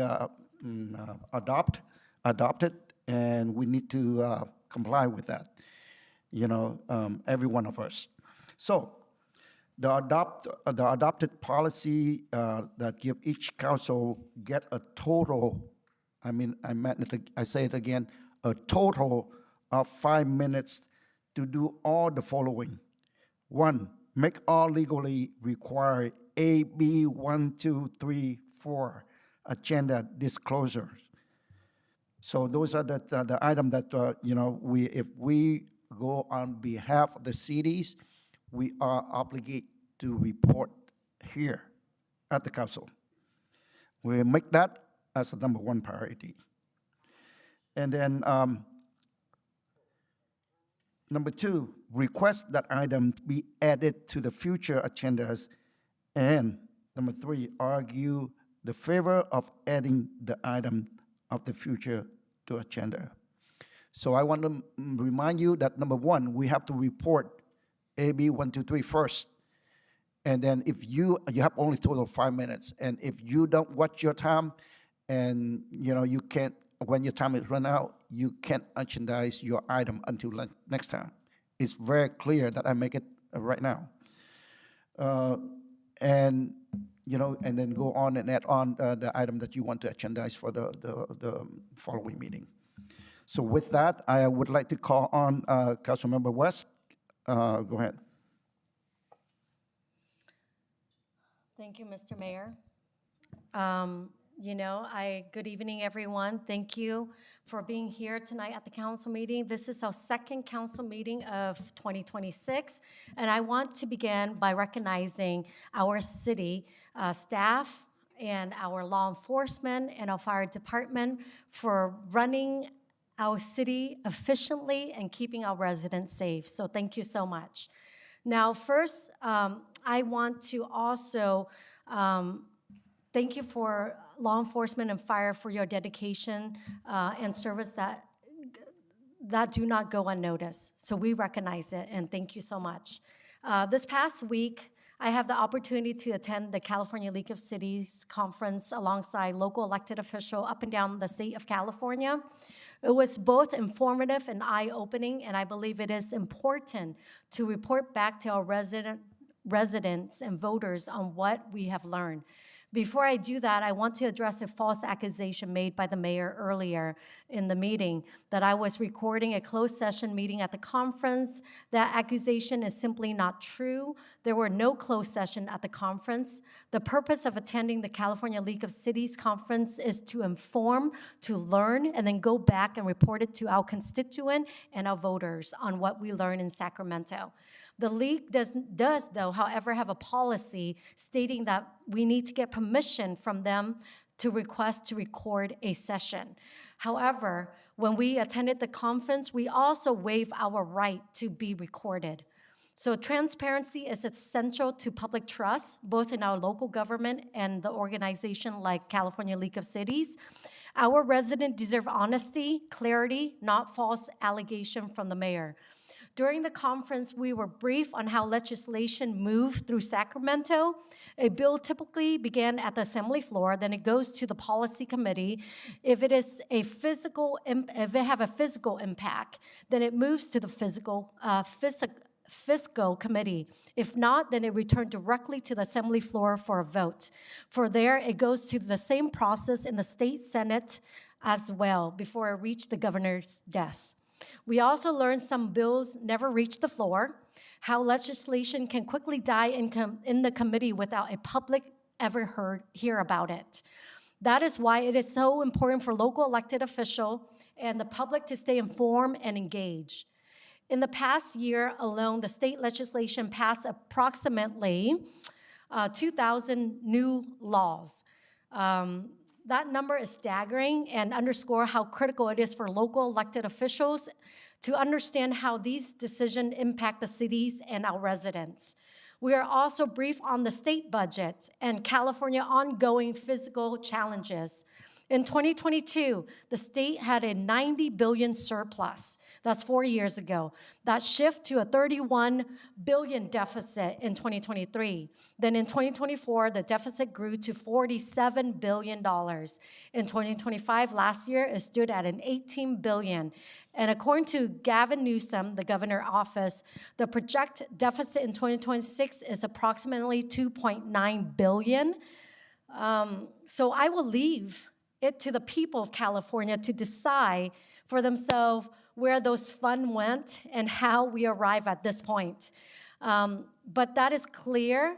So what is clear is this: fiscal responsibility matters, transparency matters, and accountability matters. I also want to address the unrest tension we are seeing across our nation right now. As elected officials, our responsibility is to lead with clarity and calmness, to de-escalate tension and to protect public safety, not to inflame already volatile situations across this nation. I am calling on Mayor Jacob Frey, Governor Tim Walz, and all other elected officials to stop the divisive rhetoric surrounding federal immigration enforcement.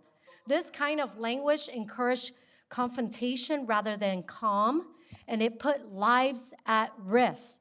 Both members of the public and law enforcement officers who are lawfully doing their job. Peaceful protest is a constitutional right. Violence is not. And obstruction or interfering with law enforcement to perform their duty is unacceptable. Leadership means choosing law and order, peace, and responsibility, even when it is politically uncomfortable. Your time is up. Next is Council Member Nam Quang Nguyen, please.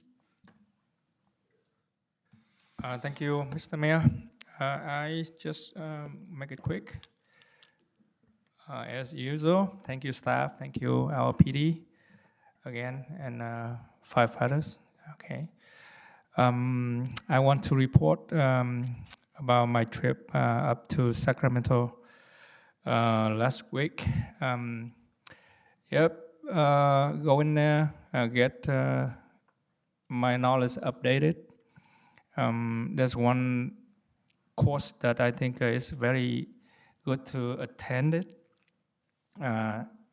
which is really good, I think, about how we're going to manage our limited land.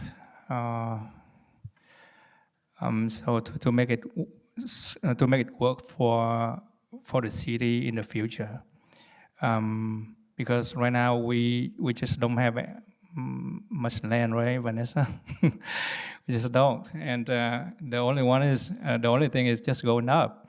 So I think I did send our city attorney Scott a text that saying that we are going to get together with him to work on the new laws that just passed by the state to keep the city up to the code, and we're going to go from there. Thank you. Thank you, Councilmember Nam Quang Nguyen. Next is Councilmember Meza. Thank you, Mayor. Again, I want to echo some of my colleagues as far as thanking our staff for all your hard work. Sorry about, sometimes we council up here get a little, I want to say crazy, but you have eyes. So, I wish we weren't that way, but we're trying to get from one to the other. So hopefully we get there one day, and just thank you for bearing with us. Staff, all you do, Chief Covey, thank you for all you guys do. And I know you've been busy out there. Same with our police department. Thank you for what you do. We're definitely living in some very difficult and dark times in our, not only in our country, but also in our community too. And, I just, speaking to a civil rights icon legend, Sylvia Mendez, they lived through something similar to this back in her day, and hopefully we get over to the other side soon. There's not just when people are out there doing something wrong, it puts everybody in danger, including the people who try to keep us safe, because they're in the line of fire out there every day as well. So it's not safe for anybody. Our residents, they're trying to live their life, and it's scary times. And I hope to take her advice and her wisdom that we'll get over this and get over to the better side. So, there's some people out there that think that that we should be doing more. Yeah, I wish we can. I wish we could do more, but we have limitations, and we all are playing by those rules. Our officers, they have to play by the rules. They have to follow the law while enforcing the law, and that's something that I wish that other agencies would do as well. But unfortunately, that doesn't happen all the time. So, anyways, I want to bring us down to a dark, sad times. But sometimes you gotta just get through it. So, again, thank you all for what you do, and see you the next time. Thank you. All right, Vice Mayor Nguyen. Mark Nguyen. All right, thank you, Mayor. Thank you, everyone, for being here tonight. Thank you, staff, PD, and fire department for your hard work and dedication to the city. On behalf of the Board of Directors at Midway City Sanitary District, I want to invite all residents of Westminster and Midway City to the open house event on February 14th, which is a Saturday, from 11 a.m. to 2 p.m. There will be entertainment there, free food, In-N-Out burgers, and you get to see me again. But thank you. All right, thank you very much. For me, I would second them, for the hard work that you put in, for whole years, for whole year that you've been doing exceptional job. And then on behalf of this resident of City of Westminster, I want to thank our PDs, our fire authority, and every one of you staff for putting your effort into making it happen. So I want to thank for that. And I was at the conference last week. It was very, very informative, and it's very useful for me in terms of some of the subjects we already learned or I have gone through so many times. But we need to be reminded every time, and at the same time, there are new to learn every day. And so with that trip, I think that it's beneficial for me to continue my duty as mayor. And I appreciate for the opportunity. Now, with Councilmember West, because you mentioned about me, let me tell you, if I am very straightforward for transparency. If I do something wrong, please spell it out. Spell it out. And if you are doing something wrong, I will spell it out. And this is the case. If you tell me that I am accusing you, the answer is not. I am telling the truth. The truth to the point that city manager, city attorney, and I was planning to sit down with you and talk to you about this. We have city attorney, we have city manager here listening to what I said. We intend to talk to you individually about this simply because the city manager was, they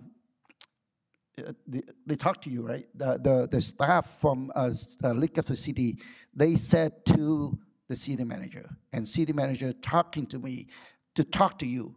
But I think that it's not effective for me to talk to you. I talked to the city manager and to talk to you too. So those are the things I want to reaffirm. We haven't talked to you yet, but I want to make sure that people understand I am not accusing you. It is true that you were there recording. People said that you cannot, but you challenge them. You continue to do that. Worse than that, you post it on your Facebook. So no, it's my time. It's not your time. I still have my 2 minutes. I am sorry. I will mute you. All right? My time.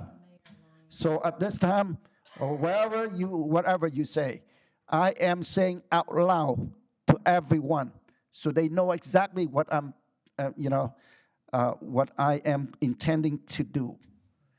So if with that, I will. Before we adjourn the meeting, let me go ahead and read this so that we can go home. I would like to adjourn this meeting in memory of Westminster resident June Traver. June was a very active member and volunteer in the senior center for decades and donated the funding for the police department to acquire K9 Paco several years ago. She was extremely dedicated to the Westminster community. June was 96 years old. Our thoughts and prayers are with her loved ones. With that, I will adjourn the meeting, and the next regular meeting will be held on Wednesday, February 11, 2026. Meeting adjourned.